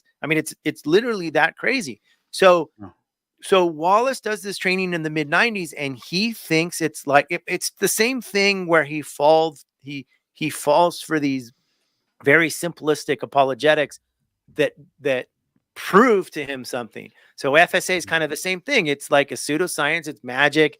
You just do it, and it'll reveal to you who the bad guy is, or whether this guy you have is the bad guy or not. So he's enamored by this, and that's why he uses it. Now, ironically, and I put this little clip in the video about 10 times where he contradicts himself, and he says, actually, the forensic statement analysis really isn't that important. So, well, which is it? Because in his book, he talks about it, and in many interviews he talks about it. He says, this is how I knew in the beginning that the Gospels were authentic eyewitness testimony. Now, anyone, even conservative Christians who have studied this, know that it's not eyewitness testimony in that way. Like when you have some differences in the Gospels, unless you're extremely fundamentalist, you don't think that Jesus said two different things slightly differently twice so that you can harmonize it. What you say is, the later writer altered it for, whatever literary purposes or his own style. But can I ask you one last, and this is going to be kind of a silly question, and then Sure. I'll let Tux start asking questions. I know he had a few for you. And this is more fun, so you don't have to take a long time answering this. No worries. I'm just curious. At the end of the book, does Wallace figure out that Jesus did indeed exist, and that the Gospels are true? I don't think he was ever questioning whether Jesus existed. I think he was wanting to know if the Gospels are true. And yes, he figures this out 100%. There's no doubt. There is no doubt that Jesus, and so this apologetic is really strange to me. Jesus absolutely rose from the dead, because it's absolutely ludicrous to interpret the evidence in any other way. And just as a little sidebar, before I interviewed Mike Lacona, I went and looked up some old interviews where he had said he was 85% convinced to Christianity. So when the first interview, I said, hey, I found this old statement a couple years ago where you said your posterior on Christianity is 85%, 15% it's not true. Have you updated your posterior in the last couple years? And he thought about it and he said, I haven't really thought about that. But no, I don't think I've changed. But that's still my position. And we talked a little bit about when he first expressed doubts with his dad. His dad was very disappointed in him. And I think that this is why people have this persona. His dad was disappointed in him for even doubting it. And I think Sean McDowell has said something kind of similar. It's like, this is the greatest generation. Your father is the king. He's the boss. He's smart. And to doubt Christianity, what got into you? Like, how could you have a doubt? So Wallace dove in completely head first and went all the way under the water. And when he came out, it's glory, hallelujah. There's no doubt here. All right, so I'm going to now turn over the show to Jimmy. You're going to have full control, Jimmy. Full control. Full control. But I don't want to go over an hour longer because I do have to work in the morning. But you got it. I'm only going to interrupt to pepper in either a stupid comment or something that I observe, okay? Yeah. Well, Michael, it's good to meet you on kind of a video conference. Yeah, like this. Of course. I've seen your comments and around. Sorry for not letting you know beforehand that he was going to hop in. I didn't know that he was going to show up. So but I know that he's a fan, and I saw him say "holy shit" on the thing. So no problem. Give him the chance. Yeah, I've been definitely leaving a little bit of a trail of comments on Kip's channel today. Cam Gregory posted something on his comment, which was a really good comment as well. Let's see. Can I share screen? Nah, don't worry about it. So, Cam had said basically something about, let's see. Do you know who Camille Gregory is? He's Camille Gregor, the scholar. Yes. Yeah, yes. he was scheduled to live stream with me. Was today Wednesday? Yes. Yep, he was scheduled to live stream with me today, and he got sick, so we postponed it till after the semester. So yes, I'm familiar with his work, and what I know of him, I like. And I reached out to him, and he said, "Yeah, happy to talk to you." And then he got sick, and he's like, "The semester's really crazy. It'll have to push off till the semester ends." So. Huh. Yeah, I don't know where I left a comment, but basically his comment I thought was very appropriate, that there was, this is a model for how first century fables get told and passed around and get popular. And I guess my biggest issue with all of this is you have somebody who became a Christian or says they became a Christian, tours because they say they became a Christian because they looked into the evidence.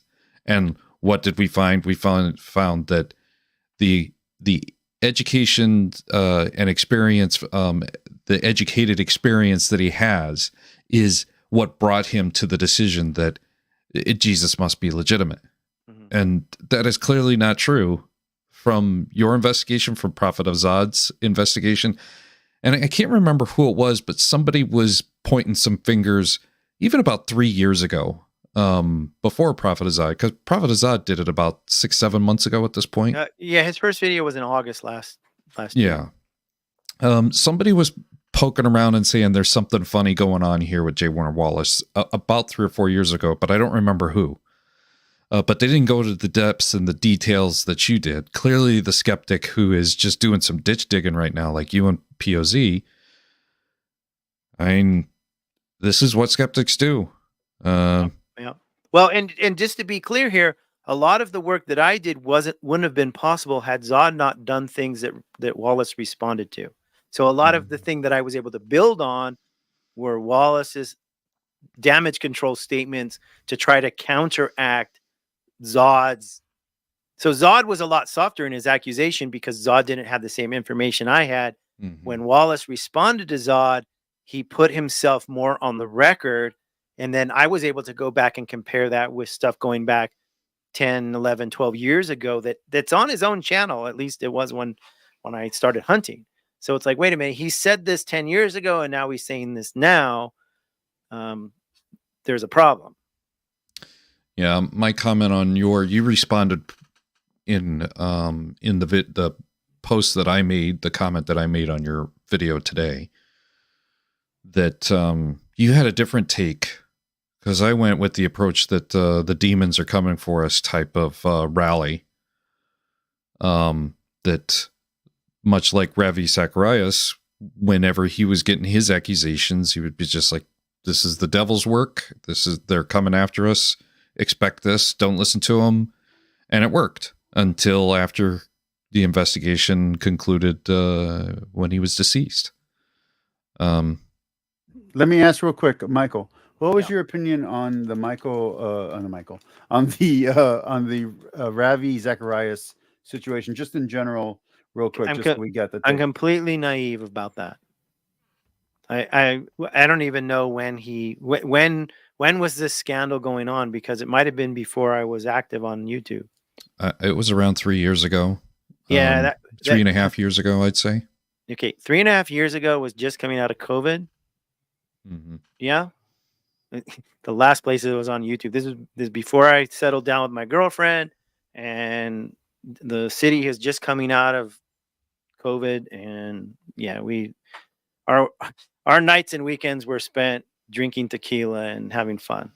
I was not studying it, so I'm completely ignorant of that whole thing. Mm-hmm. It's kind of like a dark spot in my. So what's funny is, like, I'm pretty familiar with stuff when I first started deconstructing 2013, 14, and 15. I was watching stuff. So, like, for instance, I watched the Bart Ehrman, Robert Price debate, that Milwaukee Atheists held. So that's like 2015. But after a while, it was radio silent for me. I wasn't paying attention. It's funny you say that. That was kind of my first step to atheism, actually. I went to that debate. And it's funny because I was, rooting for Bart Ehrman, of course, and in debate tactic and style, it's funny, he pretty much did his job and everything he said, rang true then. But Robert Price's information, the last time I watched it about 2 years ago, I'd say, I actually have come to understand a lot more of Robert Price's position and a little less of Bart Ehrman's position on that. Funny enough, even though I'm not a mythicist. No, well, I mean, I wouldn't call myself necessarily a mythicist or not a mythicist. I'm a little bit ambivalent about the question.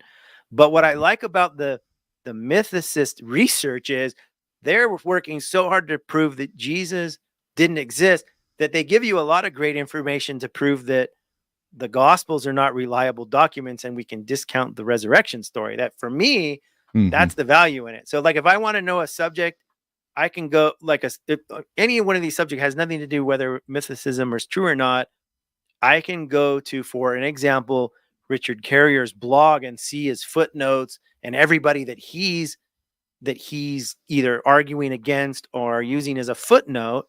And now I know, okay, these are the people I need to understand their position to have a grasp of the different viewpoints on, for instance, like a video I did recently on Acts. And I did get some pushback for, like, why are you using Carrier? And I'm like, I'm not citing Carrier. I'm just being honest that I went to his Myth Vision thing with Derek, and I listened to it, and I went to his blog, and I went to his book, because he's got a lot of great information on why Acts isn't reliable. It's got nothing to do with Jesus. It's about the historicity of Acts. And so, yeah, I don't like this. I don't like I kind of shy away from this. Oh, that guy's a bad personality. I don't like, or he did something in this here, and so I don't want to, like, that discounts everything. It's kind of like what Alpha and I were talking about earlier. It's like, like, if somebody does something bad, doesn't mean all their research or all their knowledge is erased. So and again with Wallace. So here's the interesting thing that I meant to answer to Alpha, but I didn't. Like, we got sidetracked. If Wallace had come out and said, "Cold case detective, here's a book on how a cold case or a homicide detective would investigate the claims of the New Testament writers, et cetera, et cetera.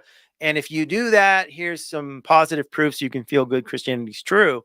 Like there would be no complaint. Like I would still say, okay, the scholarship's not, there's no scholarship at all, actually. And I would still say, oh, you're using spurious logic. But I would have no argument with the ethics of it. But so the argument isn't, I mean, that's a separate argument about, hey, it's not really reliable for what he's claiming. That's a separate thing, because we can argue all day long which Christian apologetic or which skeptic is more right about how accurate something is. The objection is he's using this as a selling point, and it's based on lie after lie after lie. His story's not credible. It's true that if his methodology was good, his methodology would be good. It just so happens his methodology's crap, and even Christian scholars think it's crap. But let's imagine his methodologies were good. I would still have a complaint. Don't sell your book with false claims. That's like a huckster selling snake oil, or somebody selling. It's like if I sold you an investment, I said, hey, I'm an expert at stocks, and I sell you the stock and it goes up. Well, that's just luck. It's still unethical if I lie to you about my experience and sell you on a stock and it happens to go up. That doesn't make my lies good lies. I'm still a liar.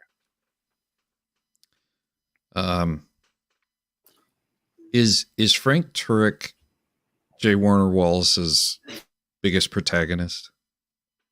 I think it's Kokol, because Wallace co-hosts with Kokol. Like they've been friends for a long time. And Kokol says, Jim Wallace is my favorite apologist speaker, and he does a great job co-hosting when I can't host my radio show. So I would say he's the biggest proponent. That's my opinion. Definitely Turek is a fan, and other apologists have had him on the show and have praised him and talked to him, but that doesn't necessarily mean they're close buddies. Who's Jay Warner? I'm while you guys are doing this conversation, I don't understand who this other person is that's involved in this story. Well, Jim Warner Wallace Sr. is the dad of Jim Warner Wallace Jr. Jim Warner Wallace Jr. is the subject of our talk, but he goes by Jay Warner because there was a Jim Warner personality, and either Kokol or Turek, one of the apologists, and the dad's still alive. As far as I know, the last he talked about his dad is still alive, because he said, my dad is an atheist and he's got to be in his 80s. But the last I heard, yeah, he's still living. And he's an atheist. Yes. And that's part of his backstory too. So we never even talked about that. And that's I don't want to necessarily go down that trail, but I just want to clarify here. One of my complaints is his claim about his atheism. And the reason is because this apologetic is overblown. So depending on who you listen to, he was a committed atheist, an avowed atheist, an angry atheist, a staunch atheist. So the atheism is suspect. Well, no, he's on record of saying, I hated God. Like, how do you hate God if you're an atheist, right? And he's on record of saying, I had an enmity towards God that God had to remove before I could accept the message. He was in Catholicism when he was a kid. His mom wanted it to be confirmed. His parents had gone through a divorce. He was an angry kid, like anybody who's gone through divorce with their parents. You can imagine that. His testimony is that the Catholic Church mistreated his mother because she was single, divorced, or not single, but a divorced mom. So the Catholic Church mistreated his mom, and he rebelled against it. But I found a Catholic website with a description of him, because he spoke at their thing or something, and he had taken communion and he didn't, by his own testimony, he refused his mom's request to get confirmed, but he did take communion. And so my point on that is his claim that he didn't know anything, because he acts like he didn't know anything about Christianity. This was another point that Zod brought up. He acts like when he walked into Rick Warren's church, this was the first time in his life that he had heard Jesus was a cool guy. And I'm like, how do you go to Catholic church and not even know about Jesus? That's not credible. To be very fair, most Catholics don't know anything about their faith or about their about the Bible. Most Catholics don't read the Bible in their house. Okay, sure. But you most- know who Jesus is, right? Like, I mean, yeah, but I mean, like there was a Pew Research Pew about general Catholic beliefs, and most of the Catholics who were interviewed got it wrong. They Okay. didn't know that we believe Yeah. in transubstantiation. They didn't know any of that stuff. Well, sure, and he's also a kid. He's also a kid. Yeah. So I'm not saying he's super knowledgeable or a theologian. I'm saying that his backstory, that he was unchurched. And he even says that when his wife, so his wife says to him, according to the story, hey, let's get the kids in church because we want to raise them as, with some morality or ethics, right? And his wife had been a Catholic when she was younger, and she had a positive view of God. She wasn't an atheist. But when he talks about this, they went church hunting. But I have a clip where he cuts himself off. When I would go to church whenever my wife wanted, and we went to Catholic churches, and we also went to, and then he cuts himself off. And then later he testifies that when he got interested, the Mormons showed up because his dad had married a Mormon. So his half siblings were Mormons, and probably, I imagine, still are. So he said that he went through like 8 weeks or some period of time with the missionaries coming and teaching him all week. And he claims that he read the whole quad group of books. And so it's unreasonable for me to think that he didn't go to Mormon churches to investigate. But just to be clear, I mean, if he's using Christian Protestant parlance, there are Protestants who don't consider Catholics Christian, and there are Protestants who don't consider Mormons Christian. So that is plausible in that world, Oh, Can I ask sure. about But yeah, go ahead. I want to ask about the dad. Is there any doubt or any question on whether or not the dad is actually an atheist, or if it's part of a grift, part of a scam to get people to? No idea. Now, he said in one of the interviews, he said, I don't really like this. He goes, I was an angry atheist. Oh, no, I don't like this term angry atheist. I only picked that up because of my dad. And then on the back of his book, he's got the description from Rick Warren saying he was an angry atheist. And other people have called him that too. So apparently he has an issue with that, but it's still on the back of his book. And his story is my dad was always an atheist. So like, I'm not questioning that he was like not a believer when he was growing up, but when he says, I hated God, and in another interview, he says, I had an anonymity towards God that God had to remove before. That sounds to me not like a committed, avowed, atheist, which is the backstory. Like, it's fine to say, yeah, I was probably an atheist because I didn't believe. Like, I mean, when I was a kid, I was an atheist because why? I didn't believe in God, but I wasn't an atheist. I wouldn't describe myself as an atheist. I wasn't a 6-year-old going around, there's no God. I listened to Richard Dawkins. I just didn't believe because nobody taught me until a little bit later. Well, I get the atheist stick thrown at me a few times. I didn't used to, but I do now a lot. And, what I say on my channel all the time is that I've always, there's never a point in my life that I did not believe in God. I've always believed in God. Have I ever questioned the Bible? Yeah. I've been like, is this even close to being reality? But I've never had any problem with my faith. It's always been whether or not is the church correct? Is this religion correct? Does Islam have something better to offer? It's been those kind of questions, not about whether or not there's a higher deity. Like I do believe in God. So I kind of feel like, when people try to throw the atheism stick at me because I question something of the Bible or because I looked at other religions, it's like, that doesn't make any sense, guys. You're mixing categories. Yeah, for sure. And it's used as a marketing ploy. So part of the marketing ploy is J. Warner Wallace was this avowed, committed. Yeah, this is how you defeat atheism. This book. Yeah, right this here. is right. That you were an angry atheist and blah blah blah. It's the same thing that the Lee Strobel story. It's like, yeah, okay, if you're not a believer, I mean, yeah, you might be an atheist, but that's certainly a lot different than if you are outspoken or you've written books or you blogs and you're known as, hey, like if the network news is calling you up, hey, we need an atheist spokesman to come explain atheism, and can you come on our TV show? Then okay, you're an atheist. But if you just don't go to church and you don't believe, you might be an atheist, but you're like an implicit atheist. You're not. It's not like you've read everything and you're an atheist because they want to try to make it sound like that those people are atheists because they've studied the issue and they're really, they can quote Lawrence Krauss kind of atheists. And that's definitely not, that I don't get that impression from Wallace that he was, whatever. So he goes to Catholic Church, and like you said, maybe he doesn't read the Bible and he's not super religious.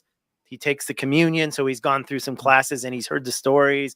Then later his wife wants to go to church and he goes to some churches. So he's hearing the gospel story and he's like not really believing it yet. But that's far different from being an avowed, this isn't Christopher Hitchens going to church. This is just it's just a regular non-believer, right? But it's a different story. And when it's used as a marketing ploy, that's my complaint, right? So, it's just unfair. It's giving a false picture. Let me, and because of what the dumb joke I just said, I actually want to ask a question about that. But let me ask Jimmy, what did you think? Because I haven't heard. What did you think about Cameron's response to the controversy? And do you think this is going to hurt his credibility going forward? No,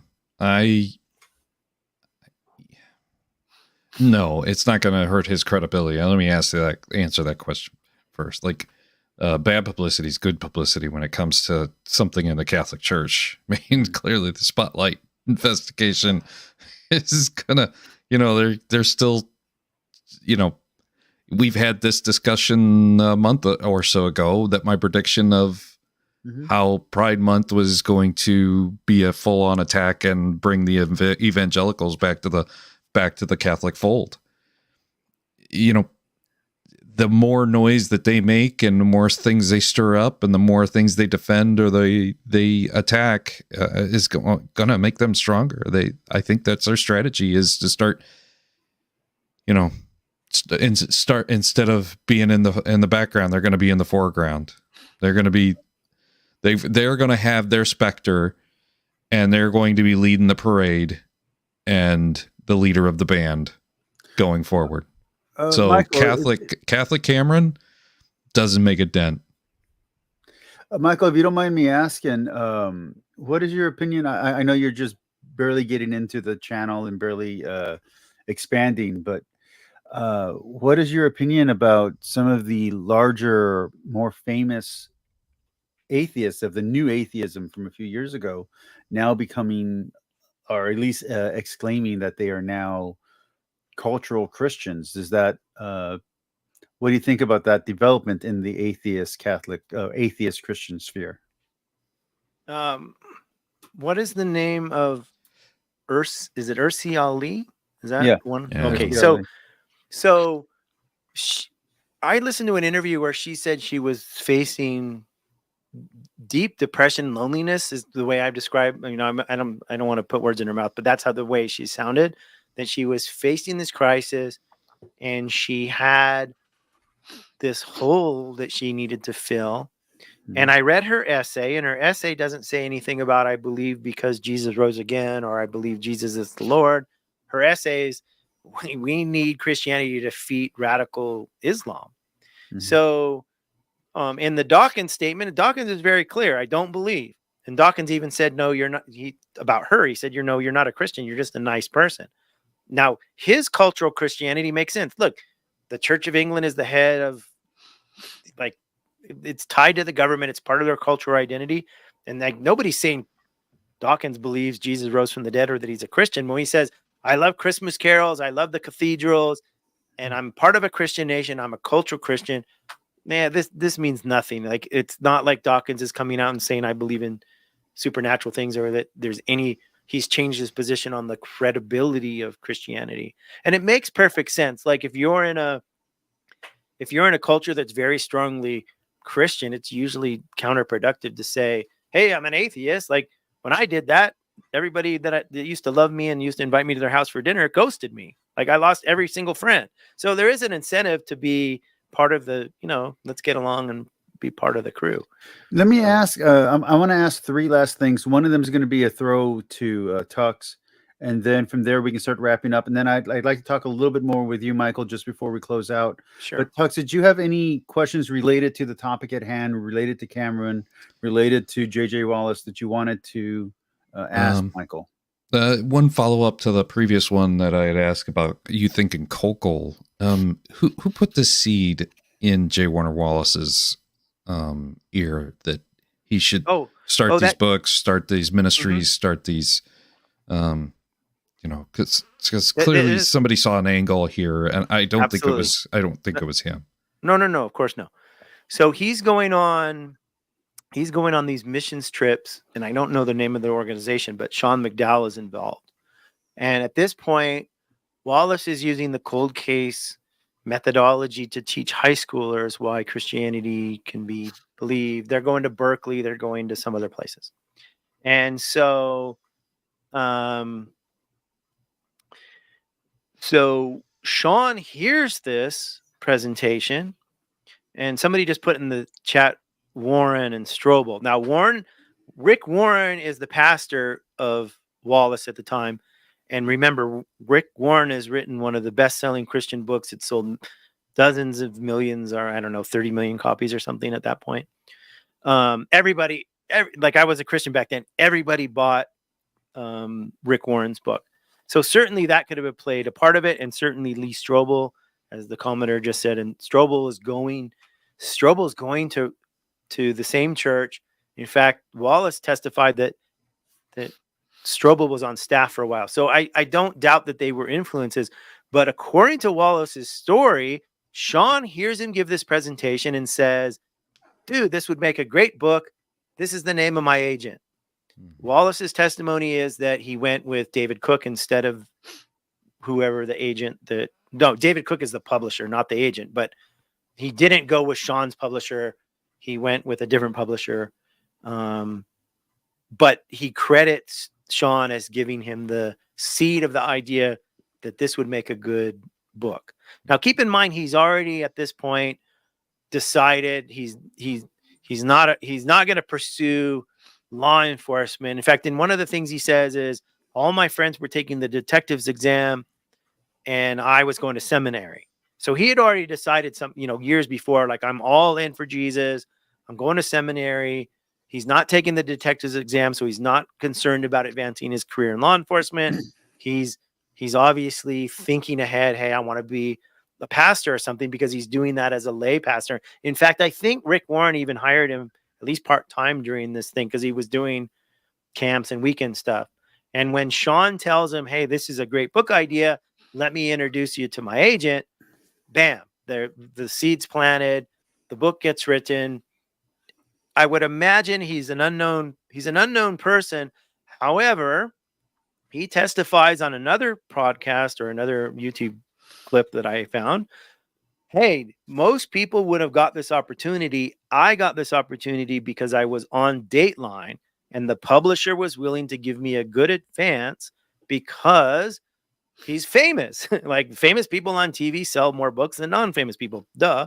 So, interestingly enough, he didn't max out his retirement from the Torrance Police Department. So Torrance and other cops, they're part of CalPERS, and there's a place where you max out your retirement. I think it's 30 years. And I know this because I did an interview with Sergeant Skeptic, who was a cop in a neighboring city, and roughly in the same time period. He said it's interesting that Wallace quit his job like right after this book comes out. So around, I want to say 2014 or so, he quits his job. Now, they did retain him as a part-time consultant for cold case work for maybe another year or two. But keep in mind, it usually takes a publisher a good year to publish a book. And his next book comes out in 2015. So if he turned that in 2014, he's got to be writing this or coming up with the idea in 2013 or 14 at the latest. And no, in 2013 or half, because he needs at least 6 months to write a book, I'd imagine. So he's either got another deal based on the success of the first book, or his agent's negotiating it. So I'm going to guess, I don't know for sure, but I'm going to guess these are 6-figure deals he's getting. And so it was enough money that he he doesn't stick it out a couple more years to max his retirement, and he doesn't need the job anymore. He doesn't need a day job. So anyway, that's the answer to your question, Sean. Assuming he's telling the truth, it was Sean McDowell. All right, so I'm going to ask 2 more questions of you, Michael, and then I'm going to start wrapping up. Okay. Okay. Yeah. Sure. So overall, because my as a Catholic, I'm more interested in the Cameron portion than in this guy's portion. Sorry. Hi. Shh, it's okay. Do you think, and I'm going to ask almost the same question that I asked Tux, but a little bit at a different angle. Do you think that this will hurt Cameron's ability to outreach to more academically inclined and more reputable atheists, like let's say Bart Ehrman and gentlemen like that, and ladies like that who could add credibility to his very struggling show? Do you think his attitude here is going to hurt him in the long run? Well, not only that, but he has no credibility to even question somebody at Bart Ehrman's level. I mean, he doesn't know enough to even ask him relevant questions. So I don't think that was ever on the table. I see him getting the William Lane Craigs and the Frank Turek's and the J. Warner Wallace's because you can ask them anything. Why is Jesus real? When they're going to give you their spiel. It's all that stuff's all scripted out. And he's got such a big audience. Like, I think he'll continue to bring in those type of apologists. I don't see how this hurts him. And I agree with Jimmy that bad publicity is still publicity. And all he has to do is get Wallace back on the show and screen out anybody that's going to ask anything embarrassing on the basis that Micheal Beverly's a nut and all those claims were spurious. And for the Christian community, he looks like a hero. He defeated the bad, nasty atheist, and Micheal Beverly's a nut. And you can trust me because I did whatever I did, and it's obviously nonsense. Well, I mean, you have Kip and a few other really strong. You have Myth Vision. You have I don't want to say the best representation, but you have a really strong representation on the other side. These are people that Catholics and other serious theologians online take serious. We don't take people as jokes. So I don't think this is going to go as well as for Cameron as Tux seems to think it will. I do think there are going to be consequences. I wish there weren't, but I don't think this was a good step. Just to be it was definitely I definitely think he shot himself in the foot from that perspective, that people that are looking at it as fairly as they can are going to see, wait a minute, there, because there's so many options. Why throw yourself in a place where there's these kind of problems when you can try to associate with, like you said, the Myth Vision hosted debate with Trent and Gavin. Like, at the end of the day, does anything get resolved in those? Probably not, but it's an interesting conversation, and everybody cheers for their guy, and it was like you said, it was pre-moderated. Like, I think Derek gave everybody their marching orders and said, here's what needs to happen for this kind of thing to continue. Don't screw it up, because you guys are the face of this idea of getting along and having these. And it's from a business perspective, and never mind it's good for healthy debate and all the intellectual honesty and so forth. Like, that's true, but never mind that. From a business perspective, this is good, because if you have an atheist with 200,000 followers and you have a Christian with 200,000 followers and you get together, you got 400,000 followers now. That's smart business. And why wouldn't you not do it? Because there's nothing unethical about talking to an atheist. I mean, I guess you could say pearls before swine in certain cases, but for the most part, when you're talking about academic stuff and theology and philosophy, it's fair game. I don't think anyone who's going to criticize that. So with the scandal, when he pulled down that show at the last second, boy, people can take this different way. But I tend to, if I'm going to side with somebody, I'm going to side with Jimmy's thing, that this doesn't hurt him. It's just good publicity at the end. The Christians that follow him will cheer him on, and probably the people that will take this bad would have taken other stuff he did poorly and said, no, I'm not going to listen to this guy. I mean, Let me ask you one last question, and then I'll start wrapping up. Is there anything that you would want to say that you haven't said to my audience, or anything that you want to say to the people who? Because I get a bump at about 10:30 in the morning. So anybody watching early tomorrow morning, is there anything that you want to say that way they can get it? And maybe even if you're going to use one of the clips, so you can tell your audience what they need to know about the situation as it's developed now that we're at the end of the day. well, I mean, the only thing I can really say right now, other than everything I've already said, is stay tuned if you're interested, because there's going to be more stuff, and it may come from me because there's people reaching out to me. It may come from somebody else, because obviously I don't know everybody, and who knows? I mean, people may reach out to Prophet of Zod or some other, or to Kip. So if you're interested, of course, feel free to subscribe to my channel and follow me, or watch my videos and ask me questions. As I get more and more comments, it's harder for me, but up till now, I've been answering pretty much every comment, and I'm not shy. Like, if somebody, obviously there's a limit to this, but so it's not an open invitation, but I'm not shy to go on shows, and I'm not shy to be questioned.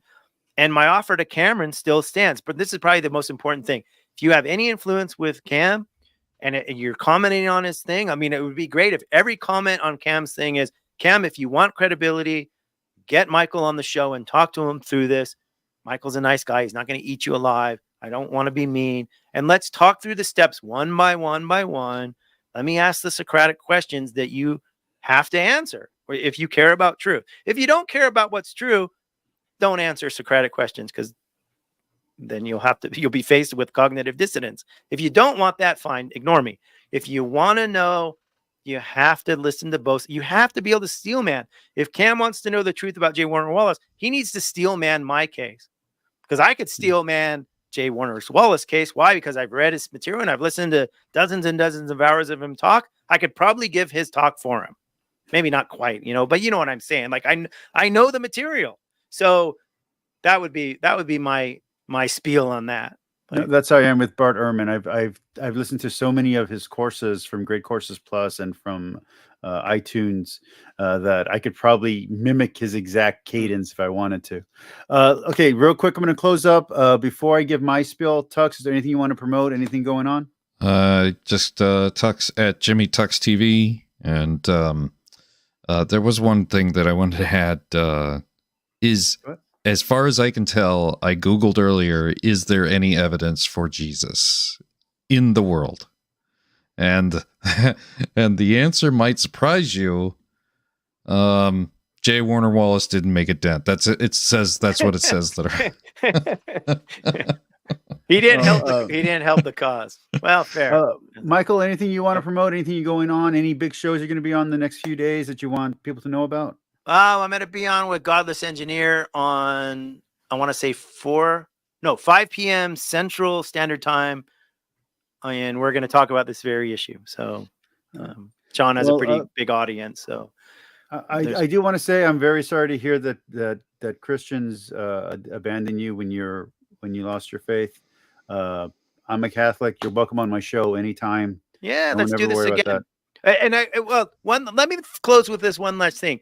When I talk to people about Christianity, one of the things that I use is, if you're going to be a Christian, explain to me why you're not a Catholic or Orthodox. Why aren't you back in the very early tradition? Because nothing else makes sense. Like, the whole thing obviously doesn't, I don't agree with it, or a Jew, like, be a Jew like Jesus, or be like the very early church. And it doesn't mean I agree with everything, obviously, Catholics believe, but at least that makes sense. So, like, I understand your position as a Catholic. And when I hear Catholics and Protestants argue, I always side with the Catholics as being more logical, right? It just makes more sense, because Occam's razor, you're adding more and more and more and more stuff that tends to make it less and less and less likely or that you're sticking to the truth.